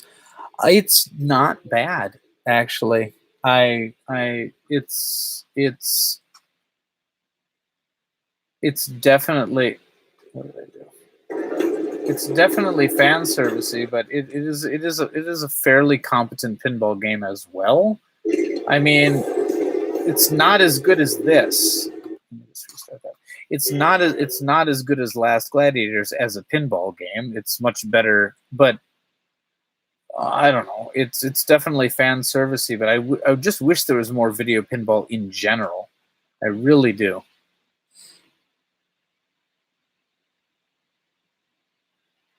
Saturn mini console. Oh man, I'd be all over that. Oh man. Maybe someday. I really hope so. I would love a Sega Saturn Mini. Because some of the games that are really good are so expensive. Okay, so we've got 4 games here: Gladiators, Knight of the Roses, Dragon Showdown, which we just saw in Warlock. I'm going to just do Last Gladiators.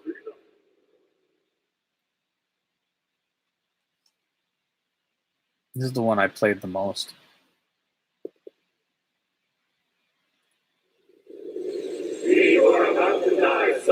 There we go. We who are about to die salute you.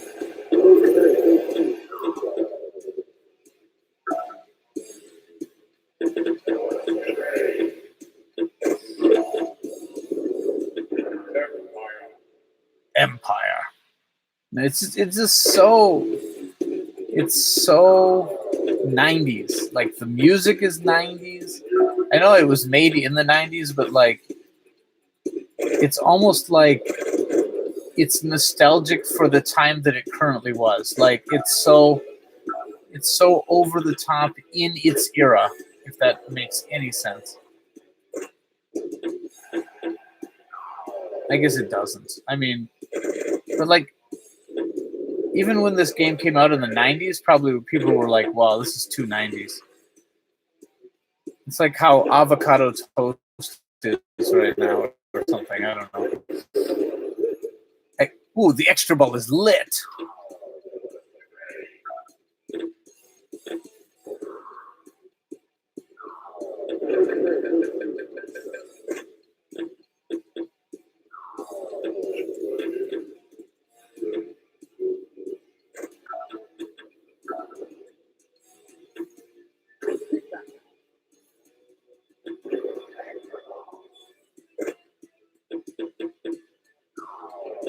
I'm on a video version of the Doctor Who pinball machine. I missed out on the one that they had before, but it's been delisted, so now I can't buy it. And I don't think it ever got a physical release. Who was doing that? Was it Zen Pinball? It wasn't Zen Pinball. It was the other company.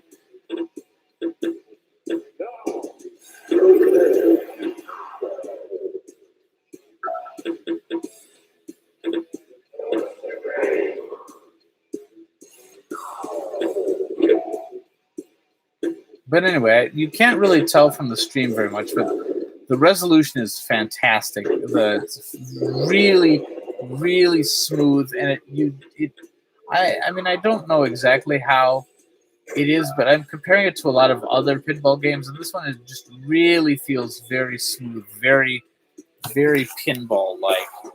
I'm a big fan of it. Yeah, that's the big problem with the possibility of a Saturn Mini is Saturn emulation isn't up to snuff in it, and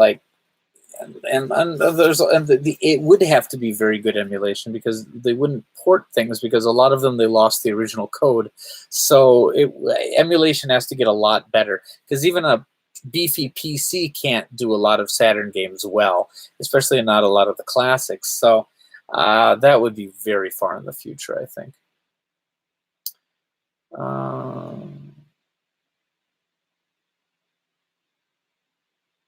Let's see. Speaking of delisted, I wonder if La Nota is back on the US Switch store. La Nota? I'm not sure what that was. Was suddenly gone due to ratings nonsense. Yeah, a lot of things have been pulled down due to ratings stuff. I mean, yeah, the things being, and it confuses me sometimes because when like you'd think, I mean, they have to go through the ESRB just to be listed, right? So then when they get pulled down, it's I guess the ESRB doesn't really play the games. They get like, what is it, like you send them a video of highlights or things you might think would be controversial, and then they give it a rating based on that. I'm still not sure how that exactly works. La Nota got a M rating despite being a music rhythm game. Really? Oh my goodness. My Arcade microplayers, small arcade cabinets are actually being sold in Japan. Yes, I saw them. A bar that I go to, which is an Irish themed bar, has a Pac-Man. And I saw the Space Invaders one being sold at Costco. It's like $200 for Space Invaders. That seems a bit steep. But the Street Fighter 2 cabs, if they get here, that I don't know. That I don't have room for one of these. I really don't. I don't have room for the games they have now. But it has always been a dream of mine to have an arcade cabinet. Definitely.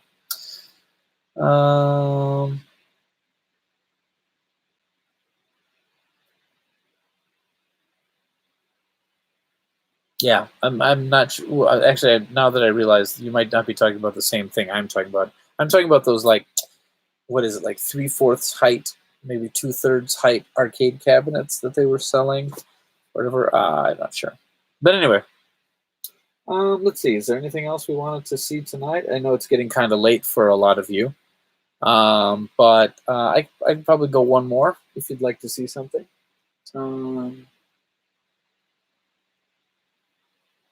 Let's see. What might be fun? Biohazard, everybody's seen.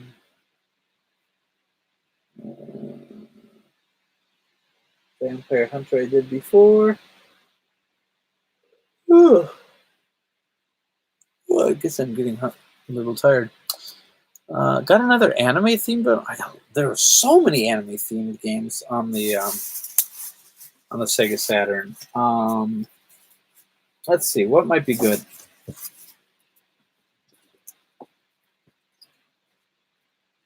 Let's see. But unfortunately, a lot of them were adventure games, which wouldn't stream so well. Let's see what I can find. I got another Tenchi Muyo game, actually. Oops, hold on. Let's see. I've actually got the Magical Girl spin-off from Tenchi Muyo.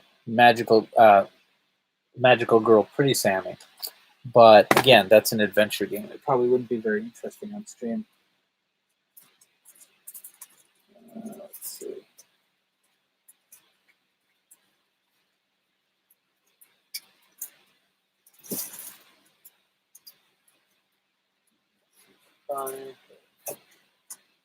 Some Ultraman thing.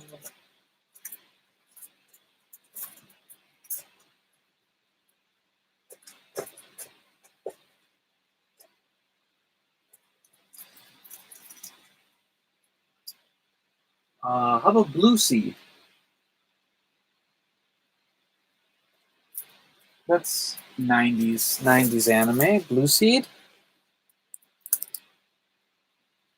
Mysterious Tokyo. Take it easy, dangerous night. I was a big fan of that in like 89, or sorry, not 89, sorry, 99, 2000, I think.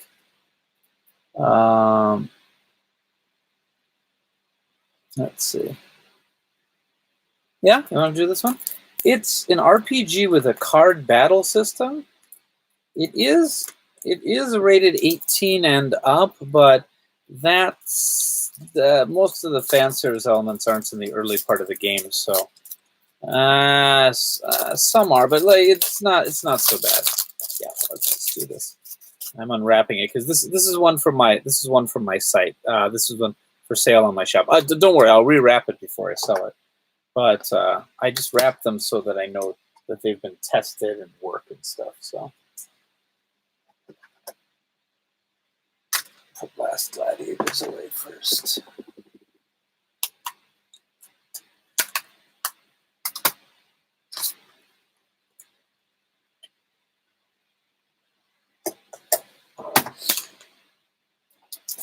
I wonder if I can show the opening because it's got a copyrighted song. Let's see.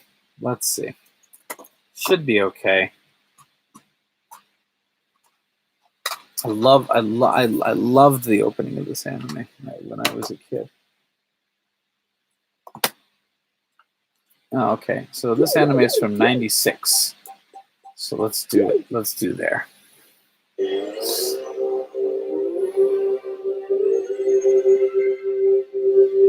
It's fine as long as they sing along. Okay.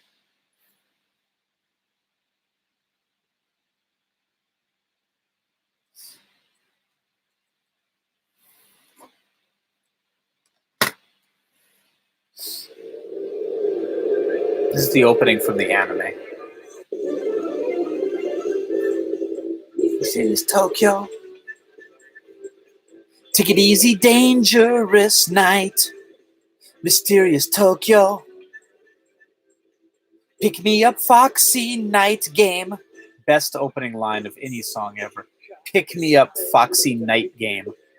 Oh, it's a good show though. It's kind of a police drama that is about kind of like Japanese historic monsters like the Orochi and things like that. And he's a good guy, but he's demon possessed, and it's cool. I have not watched in a long time. The animation at the time reminded me a little of Evangelion. Yeah. This is another show that you should watch. It got kind of silly after a while, though. Like, it started off really good. And I don't know. I think it's worth a watch. Definitely.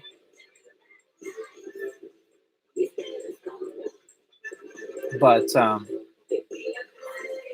it's very kind of interesting of like the blending of like a modern like kind of military police show with all of this like mythology. It was cool. It was cool.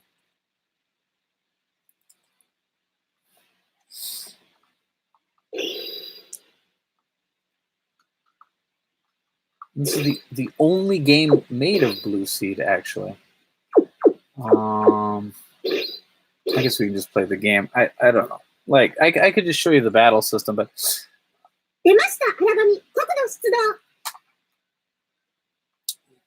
Crap, I think I woke up my baby. Shoot. I'm going to turn this down a little bit.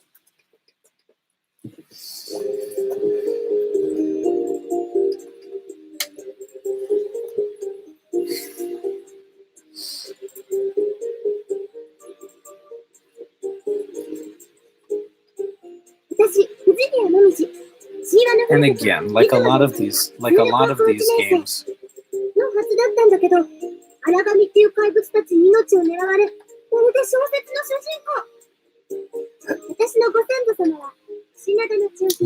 these games that came out while the series was still going on, the voice acting is the original voice actors and things like that.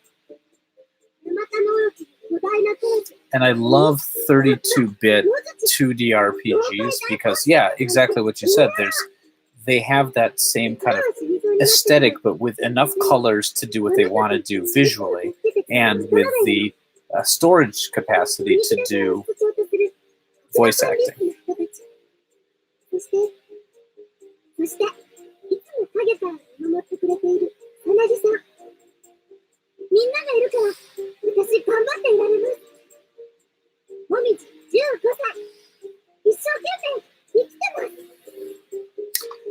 Yeah, the Saturn was a very anime console.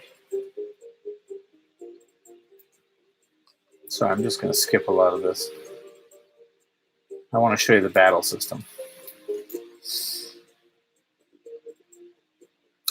I believe there's a walkthrough of this game available. So like, but if you wanted to know what the story was and things like that, but this game is pretty playable even if you don't know Japanese, just because of the fact that the battle system is like a card-based battle system.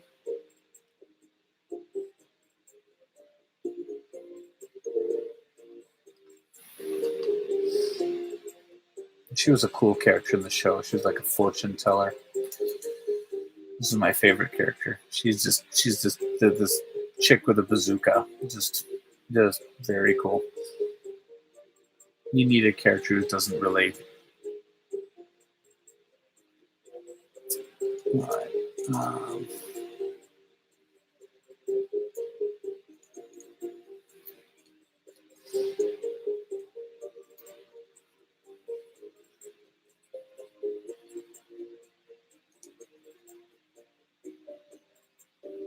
The battle system is really interesting because they use like FMV.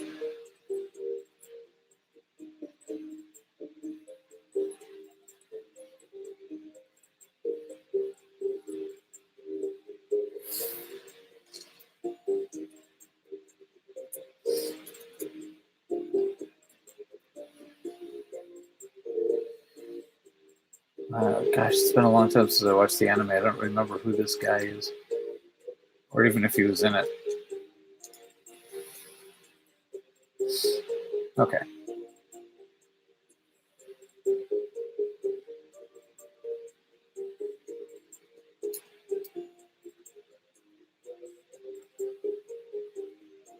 Kind of a cool map sequence.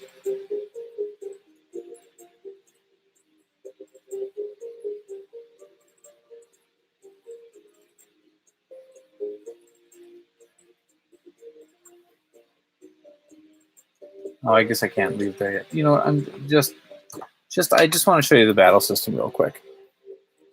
But the game itself is cool.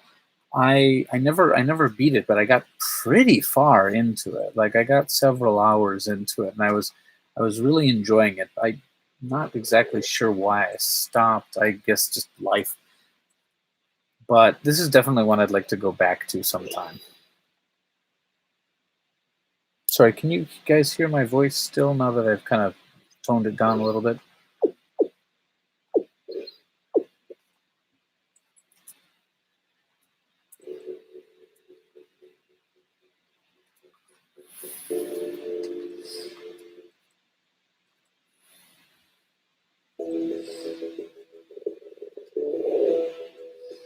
So of course your swords are your basic attack. Shields, you know. Okay.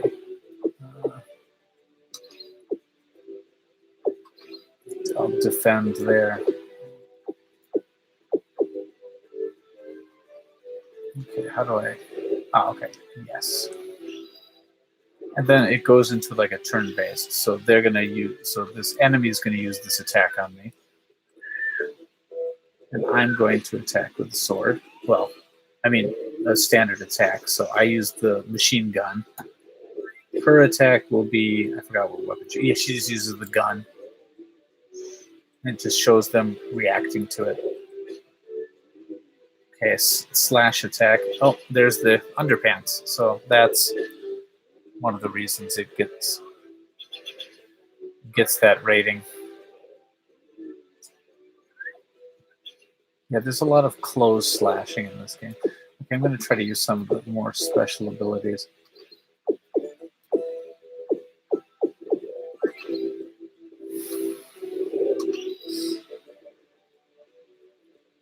Ooh, ouch. Oh, there's going to be underpants. Yep, there we go.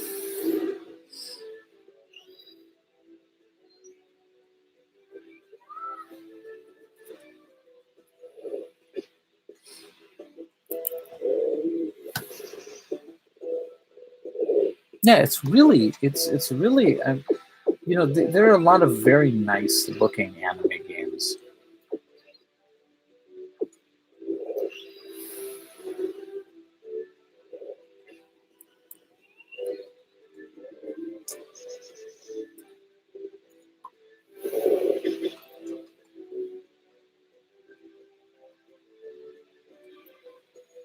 Oof. Ouch, that was a hard attack.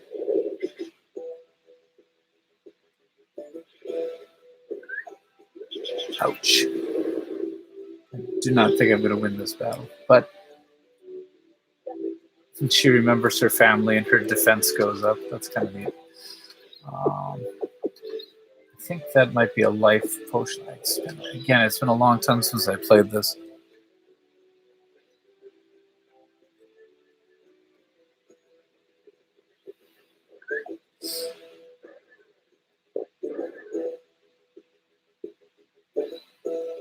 Ah, that hand cancel at the other hand. Oh, nice. Grenade attack. Again, it's a nice presentation. What does the turtle do?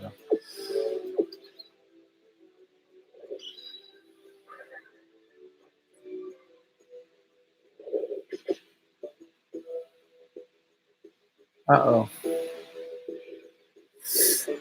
Ouch. And dead. Oh.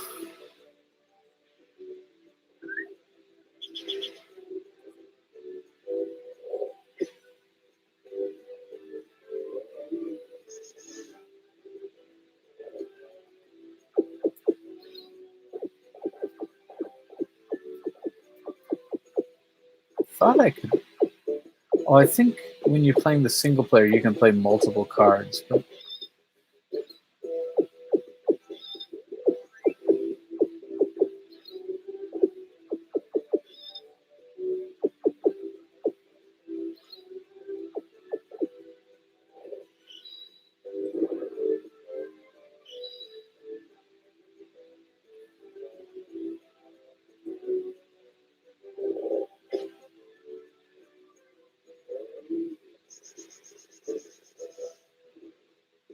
Gosh, how many? Oh, maybe I can't actually beat this guy because his life bar just refilled. Maybe this is more of just a testing things, but yeah.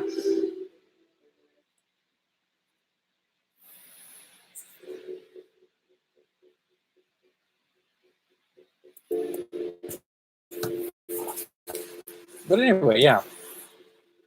But it's a fun little game. I quite enjoy this one. Again, this is I mean, if this strikes your fancy, it's on my shop right now. If you want to give it a try. But like a lot of things, this there are some games that do require a lot of Japanese. But if you're kind of familiar with this series, which again I do recommend, I think you can play through this game. When I first played through it in college, I did not speak Japanese at the time, and as I said, I got pretty far into it. I think there's a walkthrough guide now. I'm not 100% sure. So how's everyone doing? What are people playing these days? I've been playing Fire Emblem Three Houses lately, and the free demo of Dragon Quest XI. Those are kind of what's been taking up my time. How much does a Saturn go for these days? Gosh, I don't know what one goes for in the US, but in Japan they go for about $50, depending on the model. Some are more, some are less. What is my bust size? I'm a 34B. And I really need to do something about that. Okay. The downside of the card-based combat system is it slows down the pace, I guess, but I love card-based combat. In fact, I'm very much considering trying. I picked up a cheap copy of the Yu-Gi-Oh game for Switch, and I have never played Yu-Gi-Oh before, but I am very intrigued to try it. I've heard very good things about the game's battle system, and so, yep. Slowly going through Super Mario Maker 2 story mode. Oh, nice, nice. I need to pick up Mario Maker at some point. I really do. But Fire Emblem and Xenoblade Chronicles 2 are my mainstays right now. Not bad, not bad. What house did you choose for Fire Emblem? Got Astral Chain at launch, also playing Fire Emblem Three Houses and Ninja Warriors once again. I really want to try Ninja Warriors once again because I'm a big fan of Ninja Warriors on the PC Engine. Big fan. How is it? Does it stack up well? I have not played it yet. I used to have that Yu-Gi-Oh! Chess game for the PS2. There was a Yu-Gi-Oh! Chess game. Of course, there was a Yu-Gi-Oh! Chess game. Astral Chain. Are you enjoying Astral Chain? A lot of people are complaining that it's only 30 frames per second. Does that affect the gameplay? Is it good? It got pretty good reviews.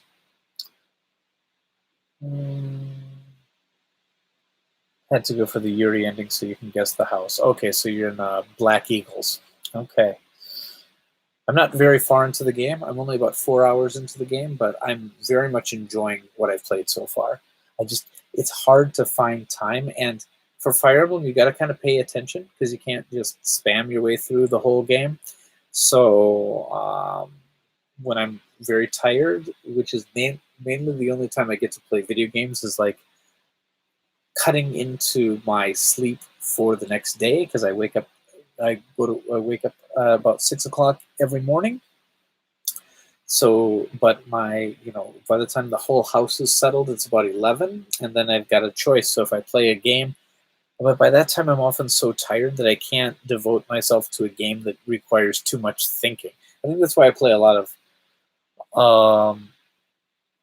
I don't know, a lot of like just kind of throwaway junk games. But a Fire Emblem game I'd love to sit down and play for a little longer, but it's hard. Gotta love when the mail comes and I get a package with PC Engine games from eBay shopping. Yes. What's the most unusual form factor for a game you own? Oh, I mean, the Sega Pico games were weird because they all came with like a book. That was weird. I wonder if I have a Pico game that I can pull out right now. Most of them are at my mother-in-law's house. That's kind of the overflow room. What else? What are unusual? I mean, Neo Geo in general is pretty unusual. Just how big it is.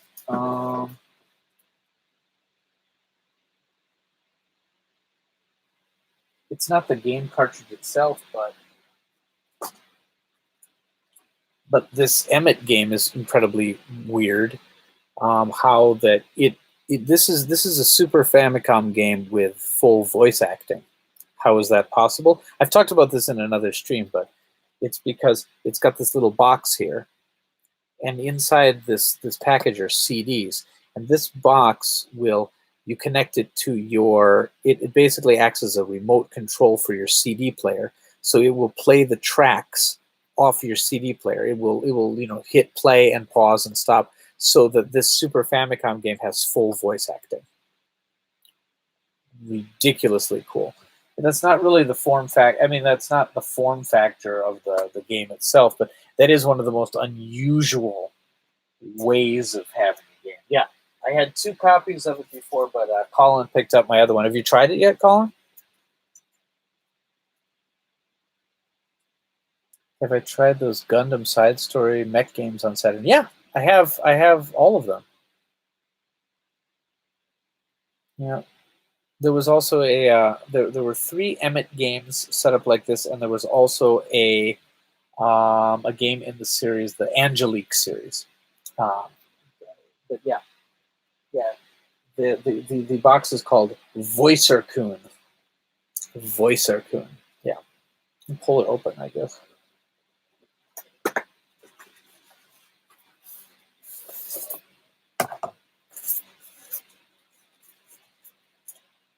But yeah, you get your audio CDs here, and then this thing, which hooks up to your CD player. It's a very convoluted, and that's why I love it. I just love it. It's like they released these games on the CD systems as well. There's a version on Saturn, there's a version on PlayStation, there's a version on 3DO. They did, but there was just absolutely like there must be some people who don't have one of those brand new CD-based systems who would still like to play this game. So let's find an incredibly expensive, convoluted way to make it happen. And that is why I love this country.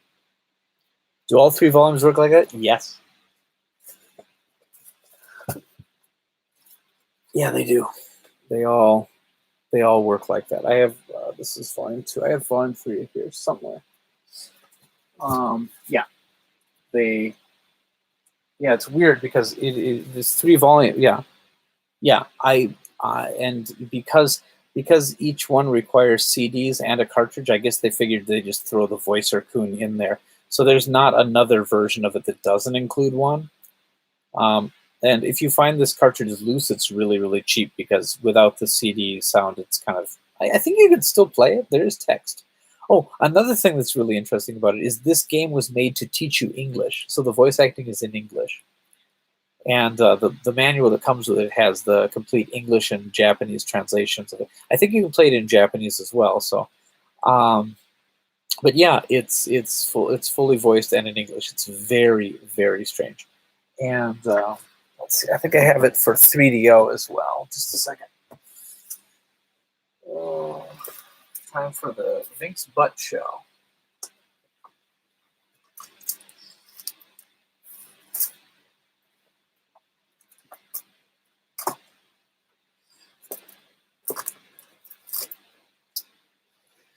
Whoosh.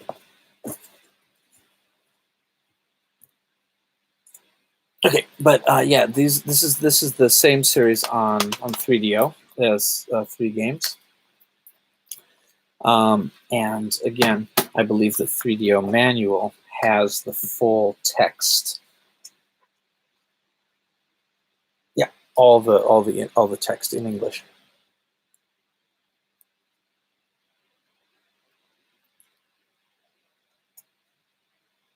And so this is an adventure game. It's a mystery game, but it's also kind of, yeah, it's a huge manual. This is like a extra thick 3DO game case. Yeah, they have. They're Saturn versions. They're a little bit expensive. They're all kind of expensive these days because I think they were made in limited quantities. They were kind of made to be kind of educational games. I like the music quite a bit. They have a really cool song at the beginning.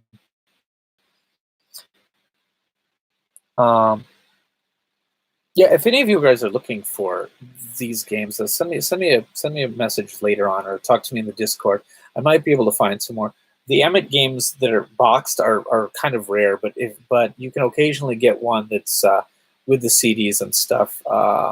Let me know. I set Colin up with one of them earlier. Yeah, they sell for a lot. They sell for a lot. Sometimes you can get the Angelique one a little cheaper, but it's harder if you don't speak Japanese, because that's basically just an RPG with Japanese voiceovers and stuff.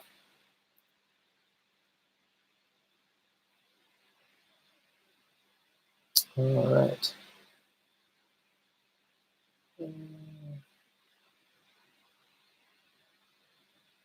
The adapter for the smaller Famicom carts. Yeah, that's an yeah, yeah. Actually, geez, that brings up a good point.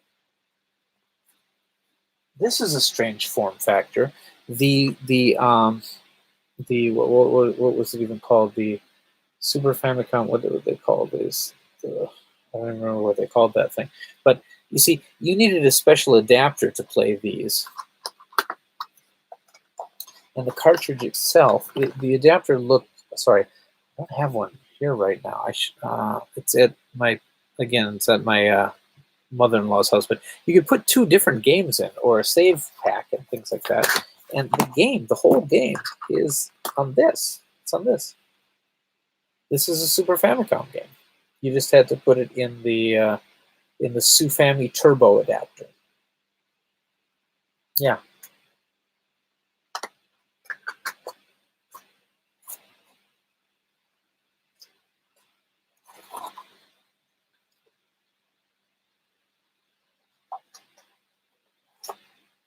The Satellaview 8 meg memory packs.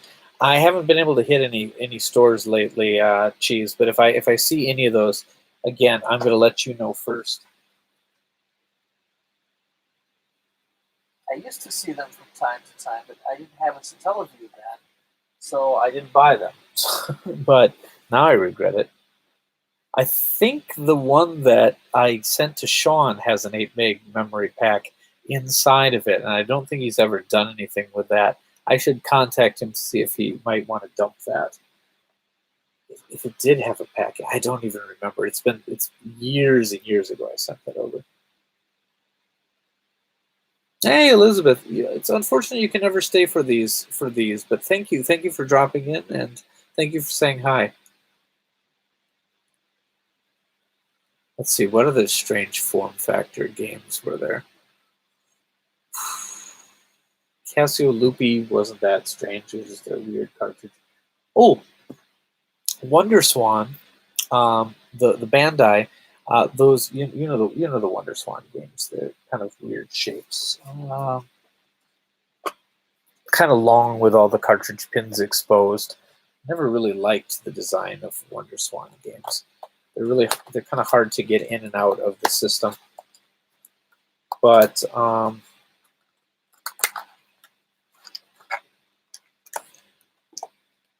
the Res Trans Vibrator used to have one.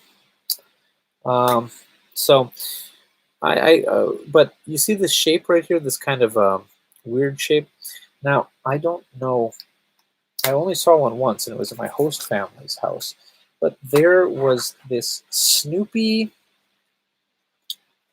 music playing item. It basically had a set of 4 different little figures that would play music. I think Schroeder was on piano, and each of these little individual things had a little speaker in the front. So you'd hear the piano coming from the Schroeder figure. You'd hear guitar from Snoopy. I don't remember who played what instrument, but it was like, I think it was Lucy and maybe it was a 5-piece.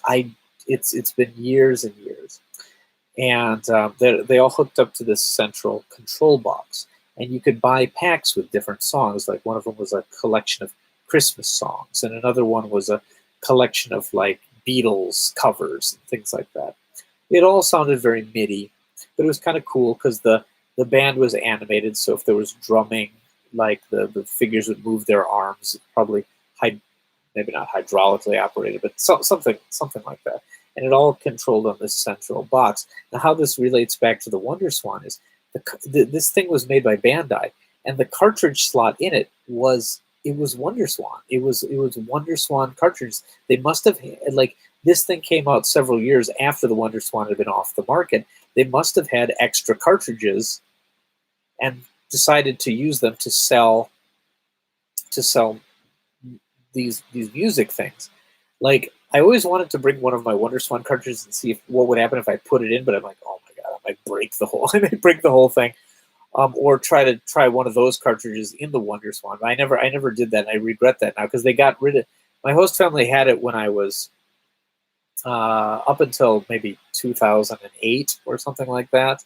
In their room, but it eventually broke down, and they don't have it anymore, so I never really got to test that. But I always thought that was really cool because it was the same media, and so they must have just recycled that.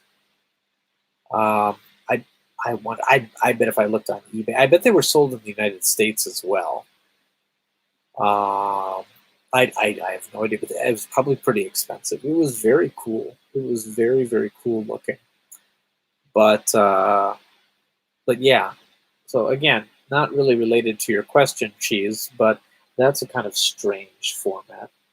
I always thought, let's see. What else had strange formats?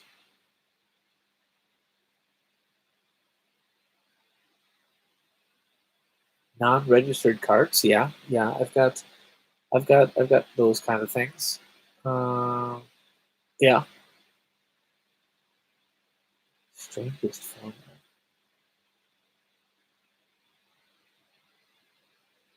It's a very, very, very good question. I like cartridges that have bits in them, like take the let's see. Oh, strangest game format. The ones that were like on e-readers where you had to scan like 5 cards to get the game. That's weird. But yeah, like these games that had like little like motion sensors in them. That's kind of cool. Yeah, like the Wario Land Twisted. They had the little, the thing in there. I like that. I like how some of those are super weird. I don't know.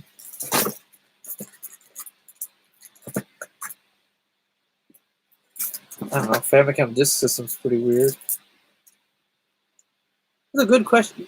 Cheese, you ask such wonderful questions on my stream, and you always ask them about when I'm about ready to finish the stream, and then I go off on these tangents. You're doing that on purpose, I know, but I love the gimmicky stuff. I love that kind of stuff. I just adore convoluted, weird, just wonderful ways of like just creatively figuring something out, even if it turned out to be a failure. Just love how neat some of that stuff was. Yeah, it was all. Yeah, that's right. It was all someone's crazy idea, but it actually got made. The Konami Q adapter for carts. Yeah, I just saw that video. I tweeted it. I tweeted it out by that a Russian guy. Very, very cool. Yeah, that's a good example of just really, really weird,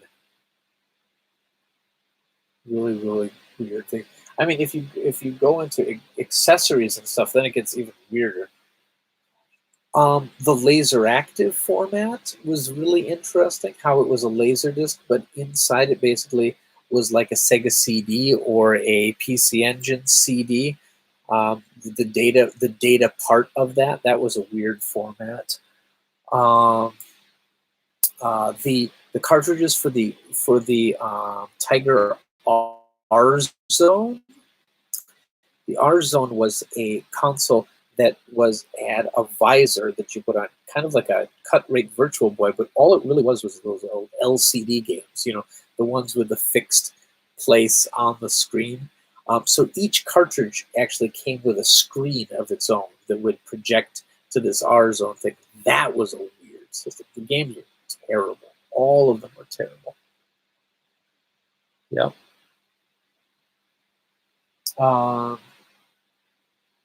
What other weird formats? I think there's been all kinds of weird formats.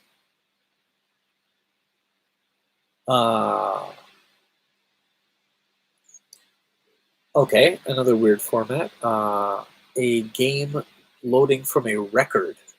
It happens. Some albums released in the 80s had a data track on them. And so if you could connect, these are not for consoles so much as they were for like 8-bit computer systems, like this is mainly in Europe, like the Spectrum or the Commodore 64. But some records had data tracks built into them, like an artist would make an album that also had a game. Games via the radio, games that came over the TV, the Sega Channel. I mean, there's all kinds of very convoluted, weird, wonderful, brilliant distribution methods that don't really exist anymore, but were just ahead of their time. Games on VHS tape. The Sega Video Driver I had when I was a kid, their games were on VHS tapes. And the VHS tape, as it was playing the FMV, you had to put a sensor bar at the bottom of your TV. So it really wouldn't work if your TV was too big or too small. But you put this sensor bar that read dots and dashes, black and white little things.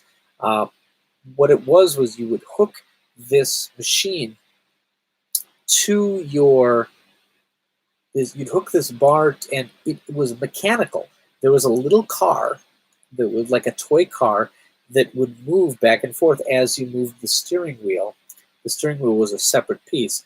As you moved the steering wheel, it would move, and it would connect to the video that was on the screen, which was a video of a road, a track, something like that. And the car itself would move, and you couldn't see the data thing because the bar covered it, but it would show like the dead zones, like where your car shouldn't be at the time. Look it up. It's very interesting. It's called the Sega Video Driver.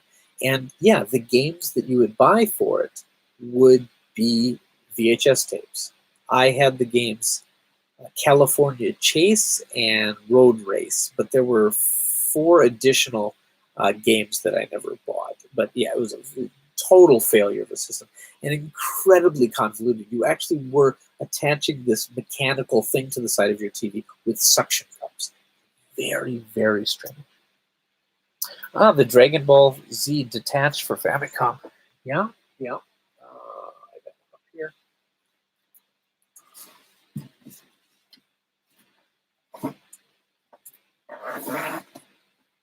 Yeah, you're right. This is a game itself because this is a cassette as well. This cartridge here, and yeah, it had a barcode scanner right on it.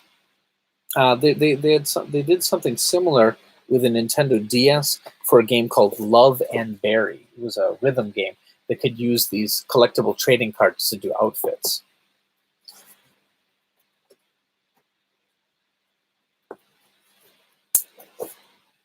Yep. Oh yeah, there were other games for the detached system. Yeah. I know there was there was Yu Yu Hakusho. There was something else. There were a few. I think there was an Ultraman one.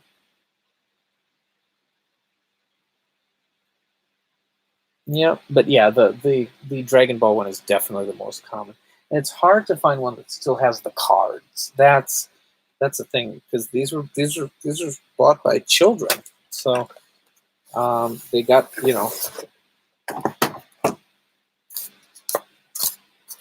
this one's in great condition. It's got all the inserts and things, and so there's the cartridge itself. It's much smaller than a regular game. And there's the system, and look at this. Look at this. The cards, they're pristine. And probably whoever owned this used them once or something. They're not even very yellowed on the sides, just a little bit. Very, very nice condition. So okay, here's some detached games. There was an Ultraman one. There was an SD Gundam one.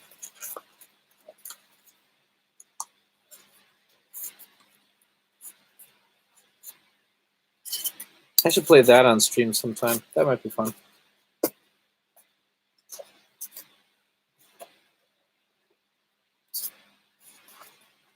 But yeah, if you buy one of these, off eBay or something, make sure it's got the cards.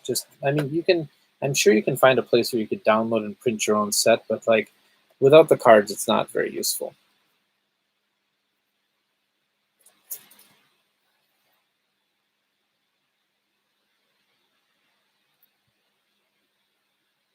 So yeah, that's up there. That's up there with the strangest of cartridges. How people were like, you know what? There's a standardized cartridge slot, but you know what? We're still gonna make our own. Bandai both times. It's Bandai both times. Weirdos. Yeah. Yep. The Super Famicom had a barcode accessory, the Barcode Battler 2. The Alana Retro Gamer Girls, who did a great video of that collaborated with Famicom Dojo. You should watch that if you want to see about the Barcode Battler. Seeing all these mini cartridge adapters makes me want to make my own. Yes, you should. Cheese cards. Yeah. So I'm listening to this podcast about Eckankar. It's a religious movement. It's very interesting. And hold on, I'll make this relate. Don't worry. They're a religious movement that believes in lots of stuff, reincarnation, that God can manifest himself into sound and light and things like that. Very, very interesting kind of new religious movement, and they believe that the holy word, the holy sound, is Hu, Hu. You'd think it would be pronounced who, but no, it's Hu. And they have things for their religious leaders that they hand out called Hue cards, which would be of their leader or whatever, the Sri Harold Klemp or whatever. Am I a religious person? I enjoy learning about religions, and I'd say I am from a religious background, but I'm not really practicing so much. But anyway, they gave me a CD. Yeah, I bet the CD is the sound Hue, definitely. Yeah, but anyway, so I kept hearing this, and I'm like, I've heard Hue card before. This is a Hue card. Now, it's definitely. I'm not saying that the PC Engine are practicing members of Eckankar, but it would be really cool if that was the connection, because I'm sure the HU stands for Hudson. That's my guess, but I think that's very interesting. But yeah, so God is a game. I mean, the way I see it, the only thing I can realize is if that is true, that the sound Hue is a manifestation of the divine. That means that the holiest and best video game system that was ever released was the PC Engine, and yeah, I can get behind that. Sorry, it took a long time to get there. but but yeah. Um, no, I find religion absolutely fascinating, and it's so interesting to learn about, especially in connection to, well, the world, to know history, to know art, to know anything about that. Yep.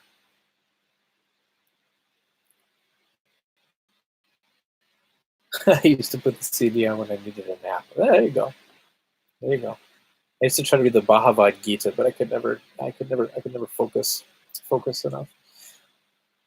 Uh, anyway, what were we talking about? Konami should use that info for PC Engine Mini promotion. Yes, yes. They should ally themselves with a fringe religious movement that's headquartered in, I'm not kidding, Chanhassen, Minnesota, the holiest of places. What's your favorite Capcom fighter on the Saturn? A Vampire Savior.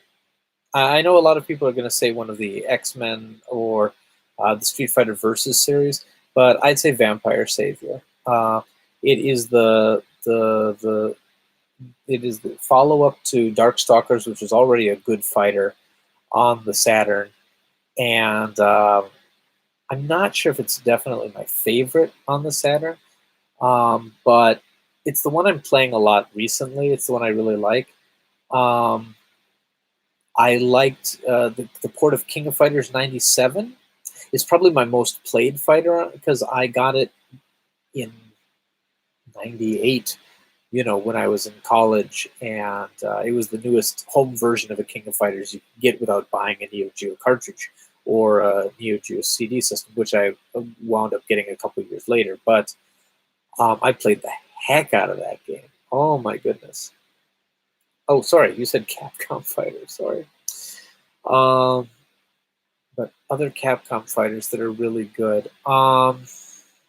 Don't spend the money for Final Fight Revenge. It's okay, but it's not great. It's.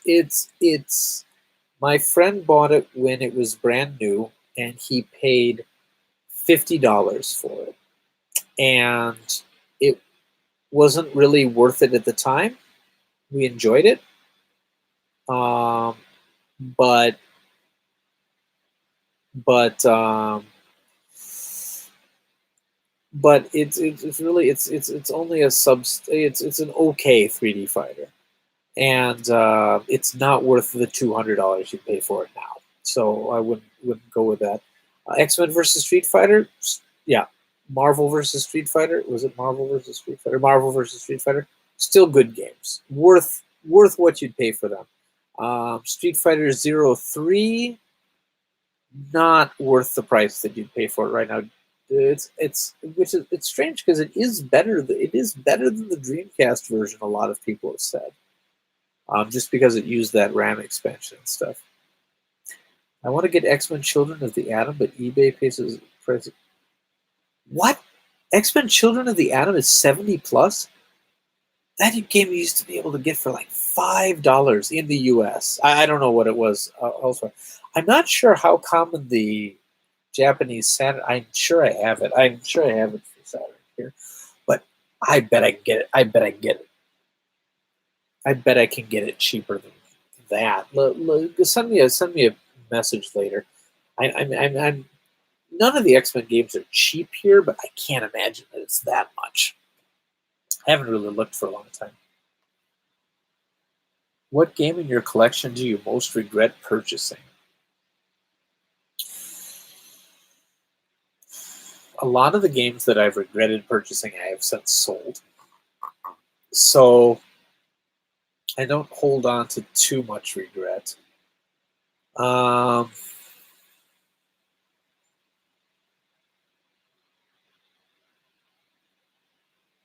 Because yeah, if I don't really, if a game doesn't click with me, I'll usually sell it. That's something that I spent a lot of money on that didn't. Uh,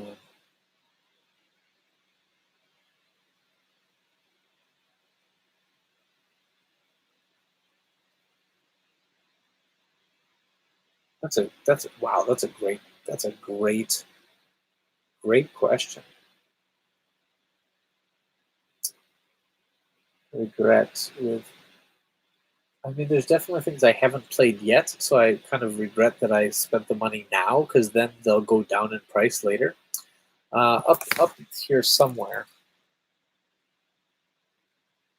Maybe I don't know where it is exactly, but oh yeah, over there in the corner up there is the Valkyria Chronicles 4 boxed set that has a little tank in it and stuff like that. I'm replaying the first game, so I wanted to replay the first game before I played the fourth. I know they're only sort of connected, but like it'd been a lot of years, and they're both on the Switch, so I was replaying it before I crack open that box, which I totally intend to do. I don't like to keep sealed things, although it does help me kind of keep track of what I've played and what I haven't. But I was looking to, but so I paid the full price for it, and I think it was about $100. And this game bombed like crazy. So I saw the same set for like I think it was $40, and I just thought to myself, it's like, yay, I spent $60 to not play it, because I should have just waited. But like I kept missing out on box sets. Like I missed out on the Fire Emblem Fates box that had all three of the games, and I missed so many ones, and I'm like, oh my gosh, I better jump in on this one right away so I can get it because I missed so many other box sets, and it never sold out. And yeah, that's a regret because I should have just waited a little while and I could have gotten a lot cheaper. But you never know. You never know. What's the worst Famicom game you've played? Oh gosh, I worst. There's a lot of bad ones. There are a lot of very poor games. I don't know. Like there's a lot of games that are just kind of broken, like unwinnable, like the Transformers game and things like that. But there can be joy in like a terrible game. So it's got to be like terrible, but not like funny terrible. Just like trying, but kind of failed. That's a good question. You got that Fates box at launch. Ugh. It's hard to get a read on the market adoption of the game versus initial shipment allocation. Yeah, definitely. Now, I mean, I could have guessed. I mean, I guessed that that Valkyria Chronicles 4 wasn't going to be a top seller, but but at the same time, then you think, well, they're never going to get a second print run then. So, like, the box set, and it's definitely a cult classic game. So people are more likely to buy a box set. But I guess Sega just made way too many, and that's the thing. I was very smart with my Bayonetta 2 box set, which has done nothing but go up in value. I think I paid 9,000 yen for it. I think it goes for about 30,000 yen right now, and continuing to go up because it's the only way to get a physical Switch copy of Bayonetta 1. And then other ones are just kind of, I don't know. Do I have any box sets on order right now? I don't think so. I just don't have room for them anymore. I just don't.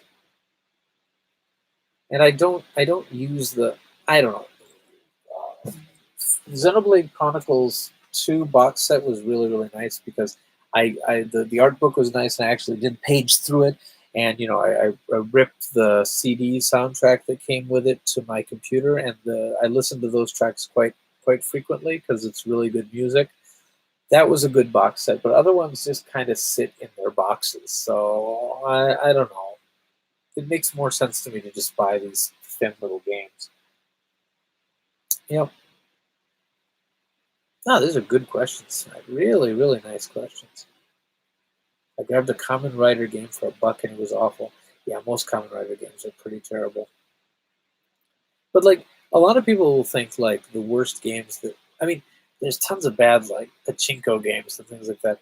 A lot of people will think that the worst games are sports games, but to tell you the truth, a lot of sports games, I mean, you might not like it because it's a sports game because you might not like sports, but a lot of them are actually pretty well made and hold up better than a lot of other titles. Yeah, Valkyria Chronicles 4 was the top seller.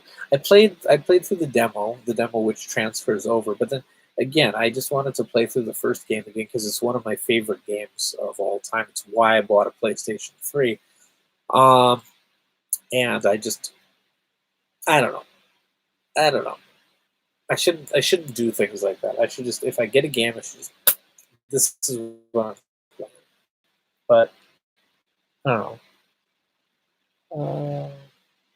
I find tons of joys in sports games. Yeah, I've been getting kind of into the Power Pro series. I mean, like I've always liked Kunio-kun type games, like Super Dodgeball and things like that. But I've kind of been playing some of the Power Pro games for baseball. I'm not really huge into baseball, but it's fun, and I like the weird sports ones, like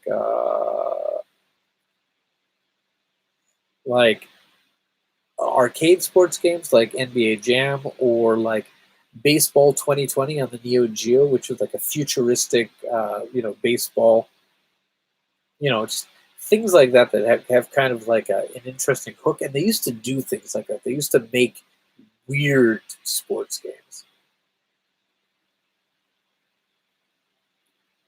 You just tell me I could have sold my Battle Angel VHS for $500. What?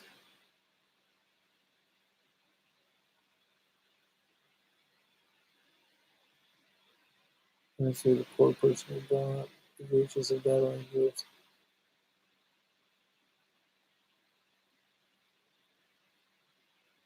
Really? I guess some of those rare VHS tapes. Yeah, yeah, I can imagine. So some of the anime that didn't get reprints. But then it was just down to just $5 after the sudden reprint. Yeah, buy low, sell high. It's yeah. I have one of those super common soccer games for the Super Famicom. Didn't think much of it until I found it at a pinball mode. Yeah, some of those games had weird stuff in them too. That's cool. Pinball mode. Yeah, it's interesting. I don't know. Sports games now take themselves way too seriously, and they're full of all kinds of microtransaction garbage. So they have the what was it? The NBA 2K basketball game went on sale for Switch for like $2 on the eShop. So I downloaded it. It was a huge download, like 32 gigs, which is a lot for a Switch game, or maybe more. I think it was even bigger than that. And I played it, and I thought, wow, the graphics are really great. It's kind of fun, but like it just seemed like the whole game was just this package to try to get you to buy players, to buy packs, to buy this, and it had unskippable commercials and things in it too.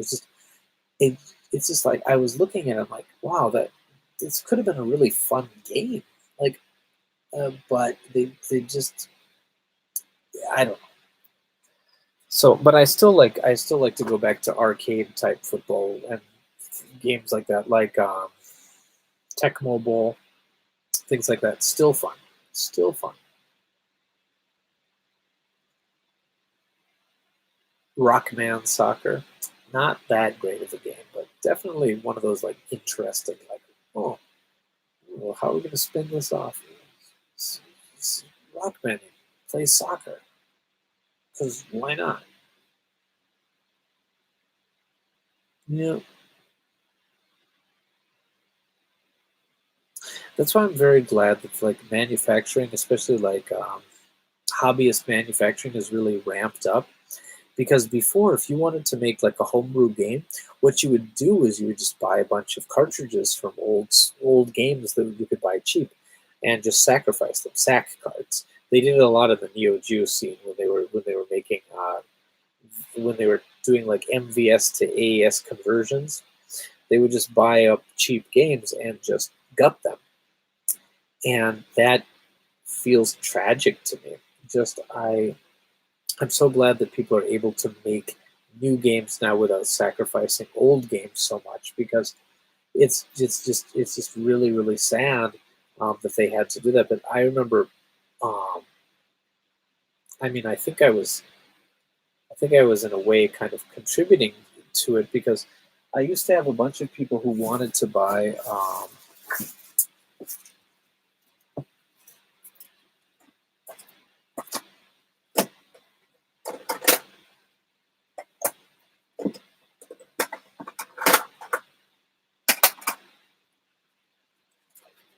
More so they were buying like the Nobunaga games and stuff like this, but like this size game, the Konami ones and things like this, they were looking to buy these size games, and especially the Konami ones.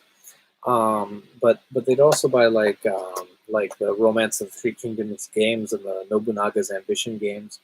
One of the reasons was because they were using the larger size cartridges too. They were pulling the stuff out and using them to make, um, I guess, like kind of like a homebrew like music trackers and things like that, like some kind of music related things. And they especially want the later Konami games like Lagrange Point or whatever, Lagrange, whatever, language, whatever it's called, because it had Mandraga or something. I don't remember the titles exactly, because some of the later games had these enhanced chips in, and they were taking the chips out and they were making these homebrew things, which is super cool. But each one meant that one less of these games exist. I don't know. I'm so happy that I love that people are able to do awesome things like make homebrews and stuff like that, and repurpose chips. And if they were taking from broken cartridges, I would understand. But like it, I was tipped off once when someone was just like, "Can I just buy bulk this game?" And I'm like, "Are you reselling these, or what are you doing?" And they were talking about what they were doing. Yeah, and yeah, some sports games are getting more expensive in the United States. I know because so many people had used them for sacrifice cartridges in the past that the games actually started not becoming rare, but like stopped being everywhere. Um, a lot of the take there's certain NES carts that have the screw openings that have become rare because people have been trying to get them to use the Famicom converters inside, which is something we contributed to by making that video about it a while ago. But like we always put the carts back together after it was more like this is kind of neat. But a lot of people have just been using it as a low cost converter. Yeah. Yeah.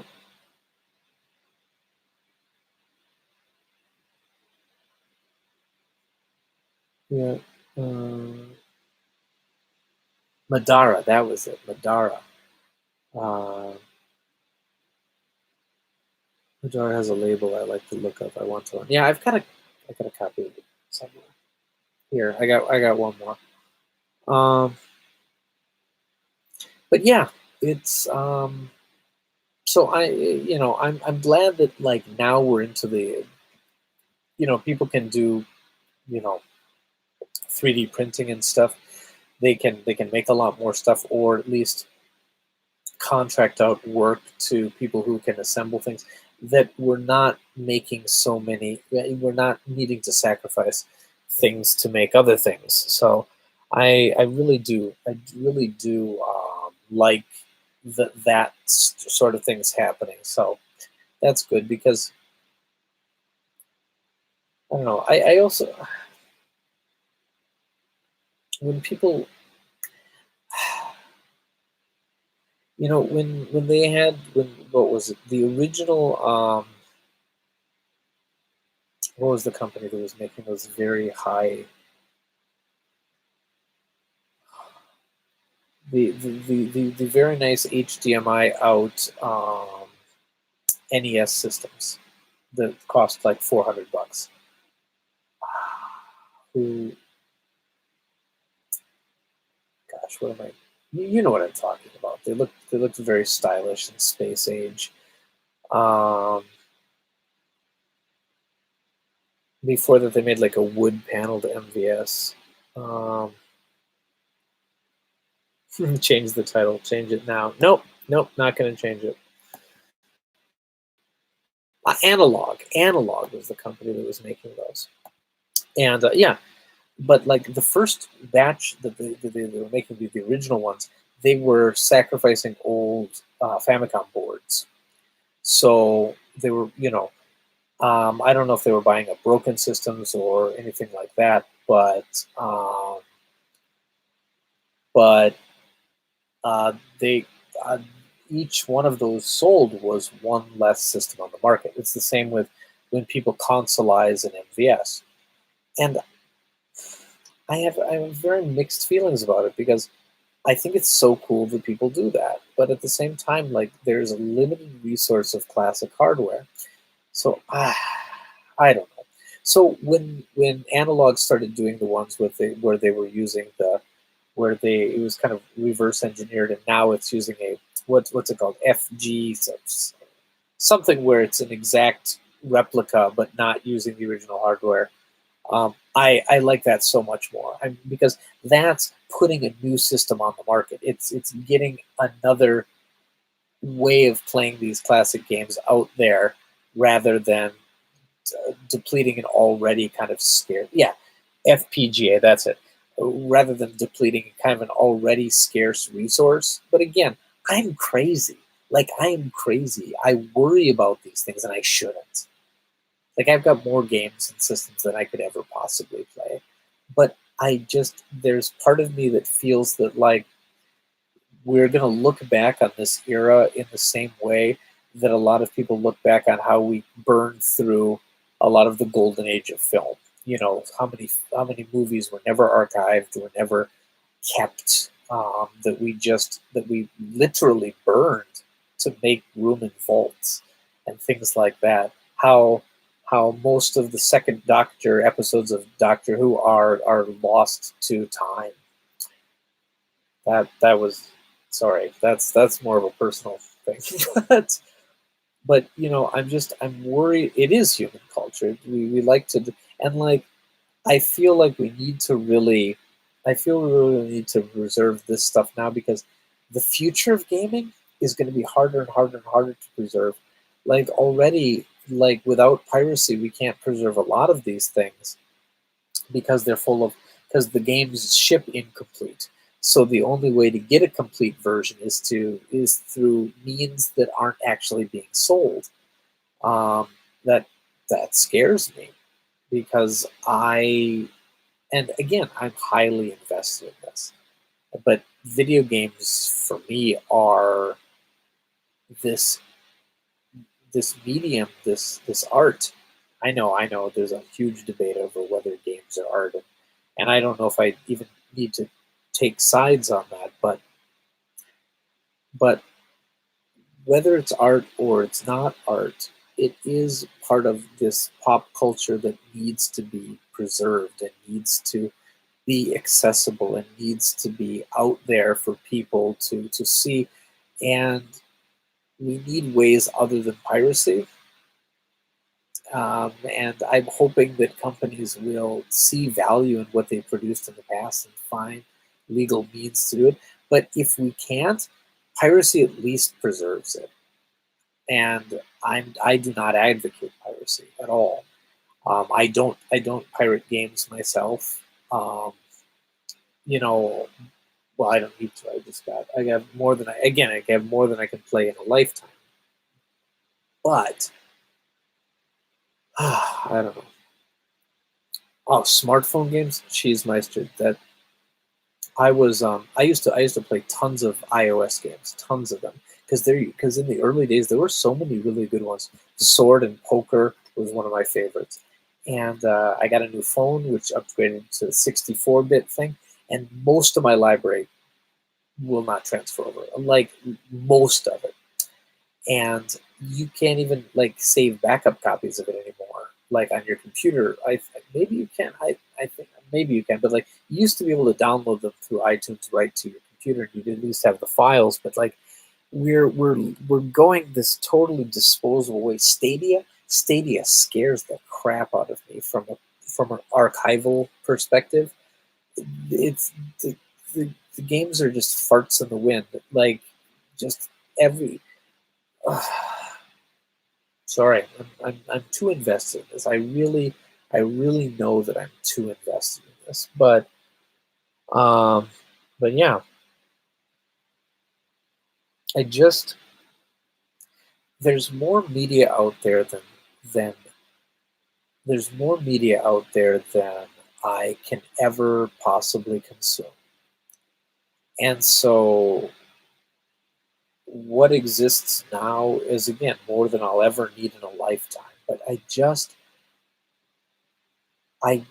feel that we can't count ourselves as a truly as a truly remarkable civilization if we don't respect the creations we've made.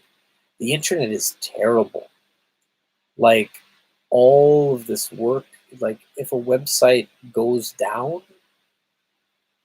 it's rare that, like a lot of the sites that I used to go to are gone, and the content, if someone cared to have backed it up, it might still exist. My own website, there used to be Vinnk.com. It's gone now because the person hosting my server, it went away. It's not, but I lost years and years worth of blogs that I have no backup of, and I have no way of getting a backup. I used to write for a site called Four Color Rebellion. They switched over to being basically a Tumblr, I guess. I don't know. And all the articles I'd written are gone. Content just disappeared. I had some of them backup copies saved on my computer, but at the time I thought, well, once it was uploaded, I didn't need to save all that stuff because I could always find it on the internet. I could always look there. So like a lot of a lot of the content that I've produced when I was producing content no longer exists, and that saddens me a lot. It really does. Yeah, so many great webcomics gone, and some of them don't need to be gone. There was a webcomic made from the game Wonder Momo. Um, well, that the licensing was passed for a while to this person, but then the license expired and the comic vanished. I'm sure some people backed it up, but now the only way to read it is through illegal means because it was never sold in a physical format. It was only available on this website, and once they lost, just sorry, I'm going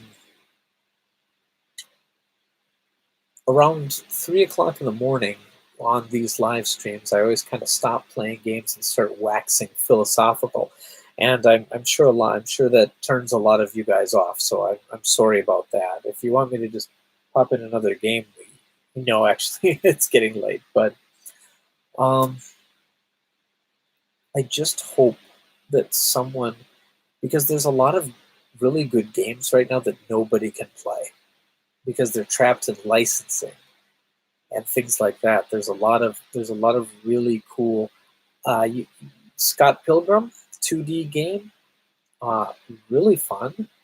At least I think so. I only ever downloaded the demo of it, thinking that I would pick it up sometime down the line, and then I missed my chance. And now I can't buy it.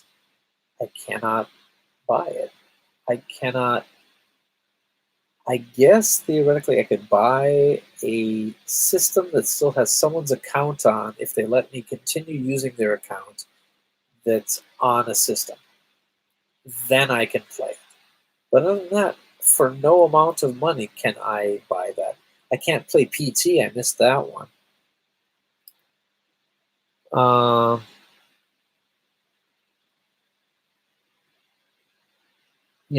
but like it's just ridiculous. I Satellaview, I love that. I'm glad people are trying to back up that stuff because that stuff could be, that stuff could go away. Um, just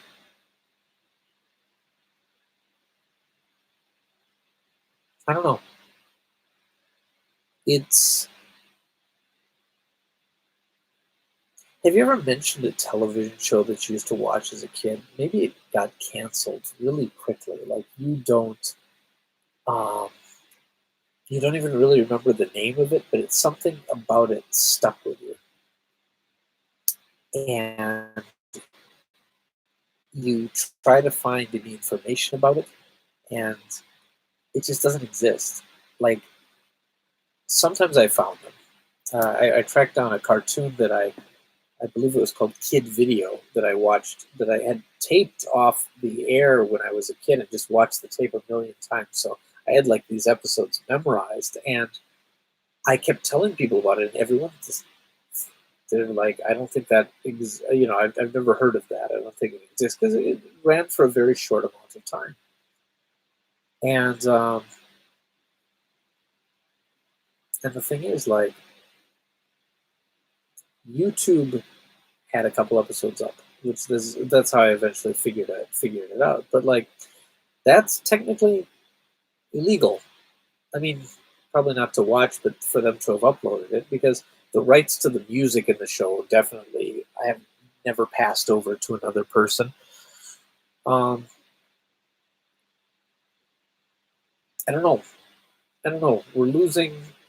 We've got right now. We're okay because we still have, for the most part, we still have some forms of physical media um, that we can use to just have uh, a holding that something exists.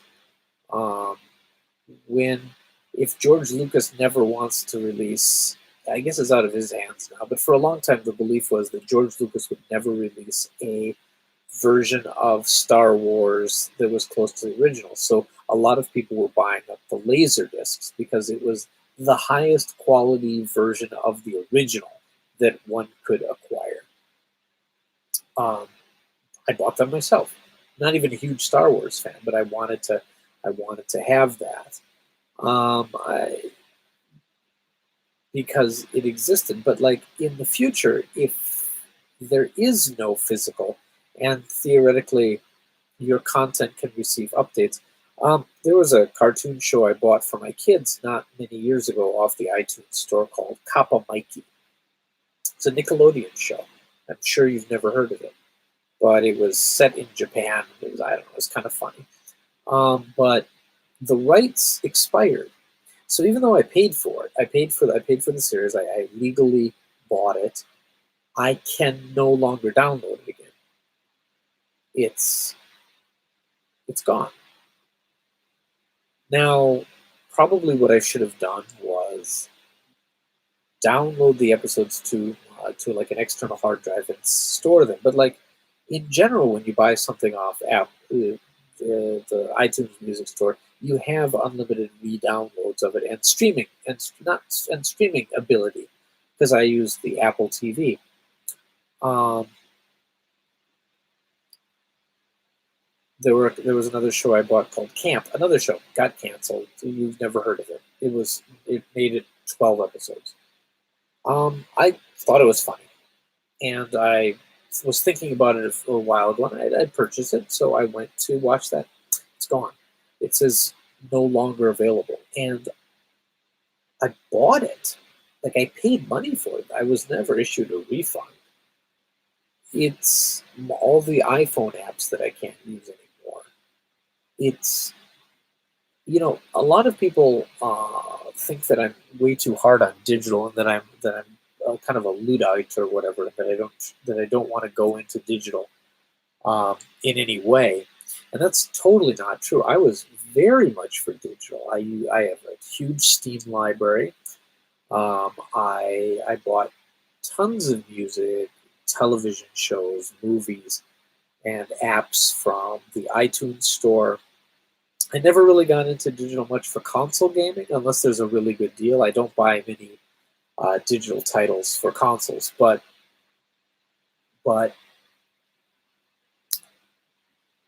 right now I've kind of gone almost completely. I want to buy physical.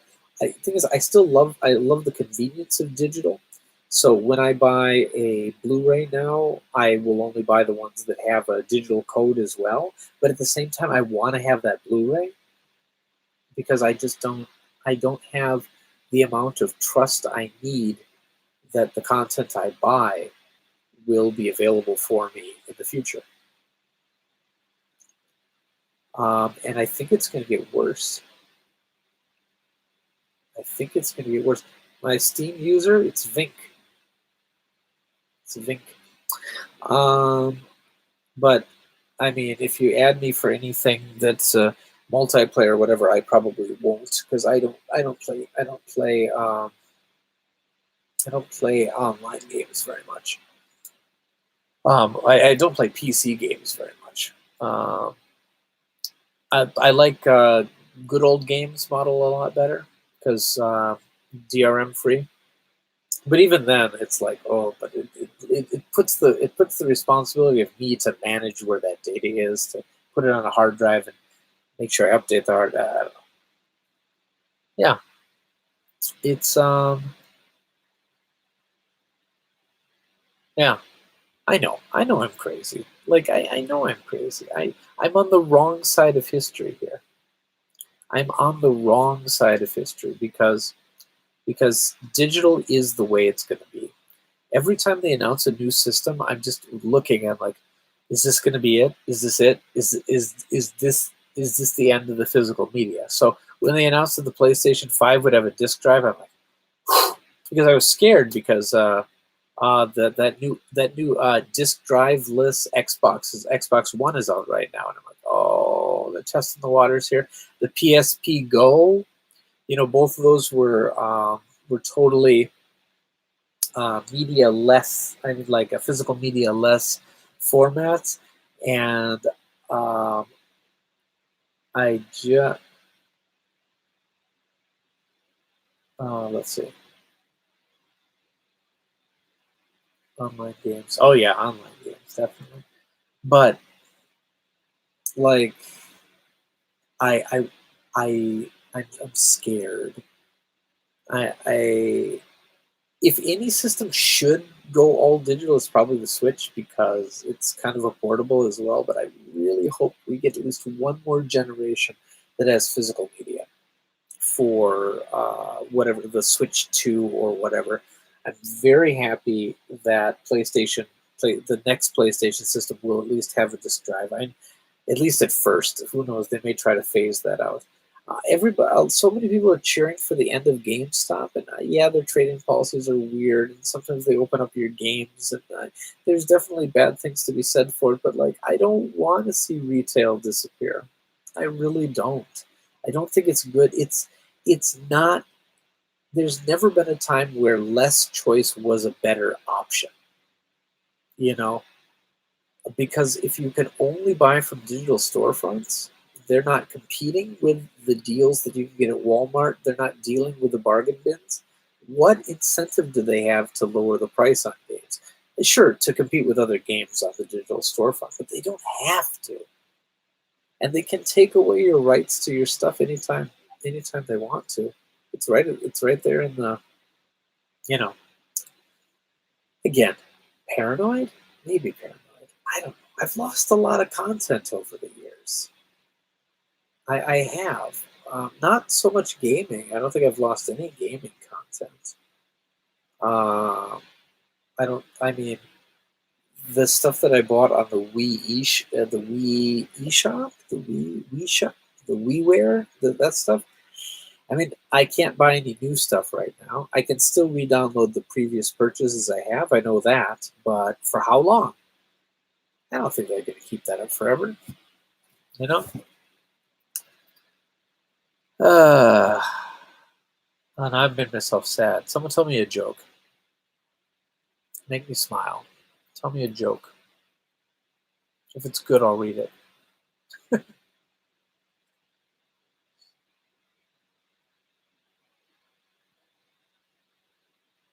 This is the part of our stream where Vinnk sits patiently waiting for someone to type out a joke that possibly look funny when nobody does. Play around with the Tenchi Muyo puzzler. Gosh, it is fun. It is fun. I think did I ever play the Sakura Tyson Columns game on stream? I don't know if I did, but that's another one. I really like that one. I really like that one. What's gray and comes in pints? Would that be beer? Are old Elizabeth Taylor jokes allowed? I don't know if I'd get them. No, but actually, I'm fine because you see the way I see it, and this is what I say now, and it'll probably turn out to be false in the future. But if they decided tomorrow that physical media was done, then I am sitting pretty. I've got more games than I can complete in a lifetime already in this room. And then it won't seem that the like all those games that I bought that are on my pile of shame, the games I haven't beat yet, it won't seem like, oh, that was a terrible mistake. You're never going to play them in your lifetime. And then it'll be, a smart investment paid off because they'll be very expensive in the future. And I've got this amazing collection. And I need to start calling it my library because, okay, if someone has a room full with nothing but books, you go, wow, they've got a library. That's amazing. But if someone's got a room full of video games like this, you kind of back away slowly. But you shouldn't. You should be like, you, sir, are a gentleman and a scholar, and you are working toward. You have a wonderful collection of historic artifacts there.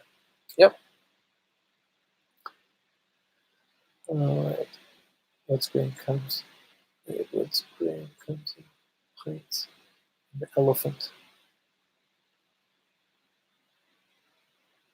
I'm not gonna read that one. That's pretty funny.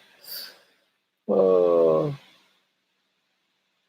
So Mario is relaxed, meditating under a waterfall. Peach is about to be eaten by Bowser, and most of the Mushroom Kingdom is in shatters. Mario has reached a meditative state. What is it? What's this? The worst case Zen Mario.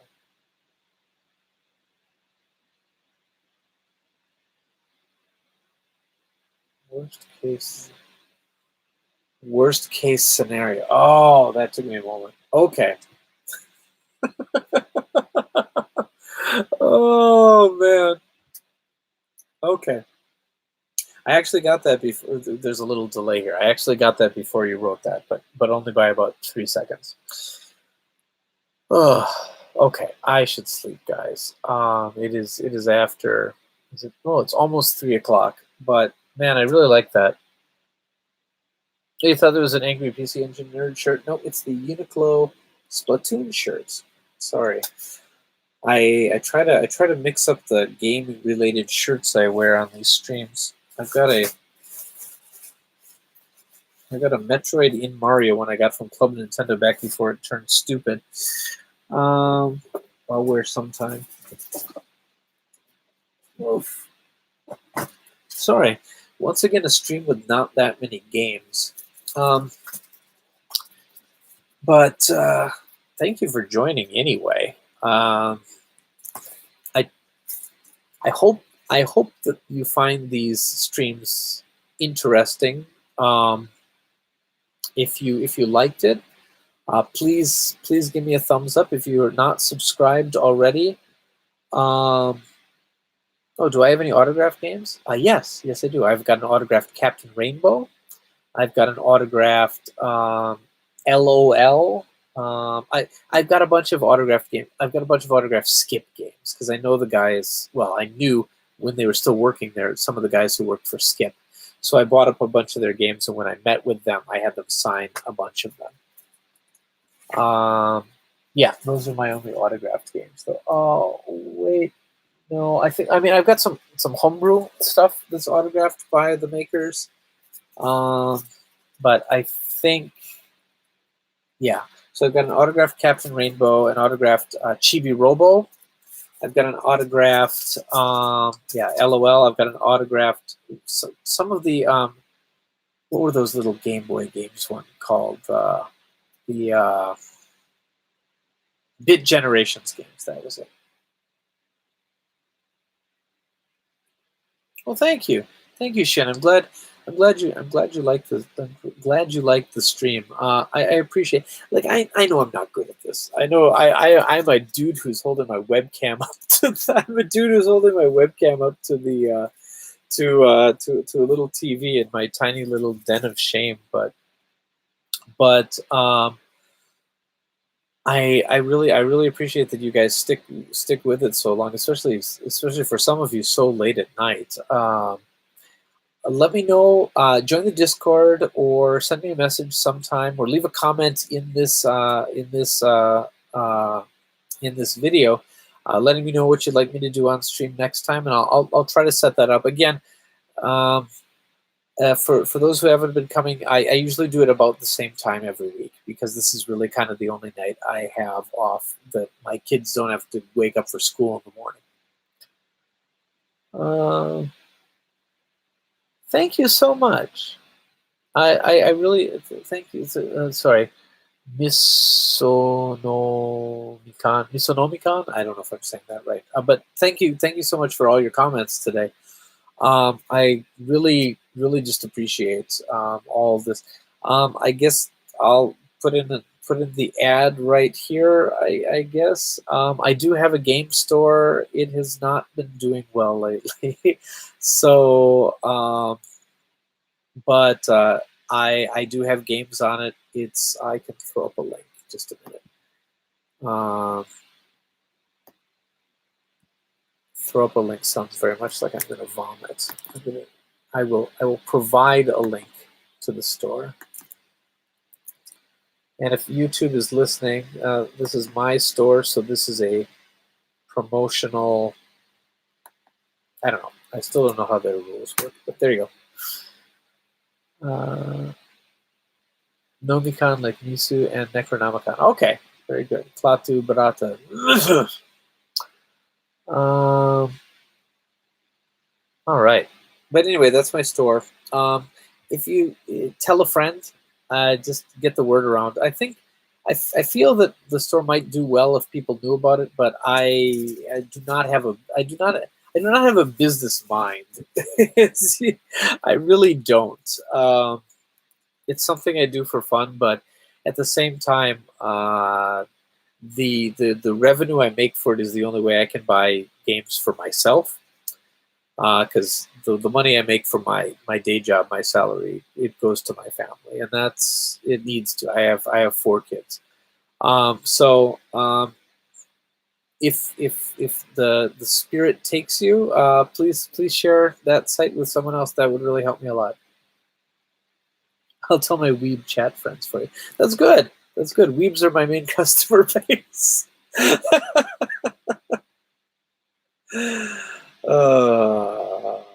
Kid. Okay. But anyway, yeah, if there's anything you want to see in the future, let me know. If you haven't subscribed to the channel already, just get a subscribe. Again, I come on most of the same time every week, but sometimes I might do a random one. So if you turn on notifications, it'll let you know, and you can totally see it on your phone and be like, I don't really want to join that weird guy today, and swipe away from it. But like, at least you'll know. I got a lot of self-deprecation, don't I?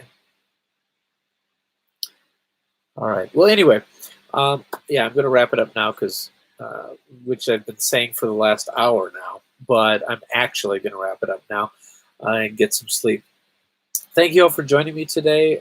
Again, I appreciate all of you so very much, and I'll see you again soon. All right. Thanks, Fudge. Bye-bye.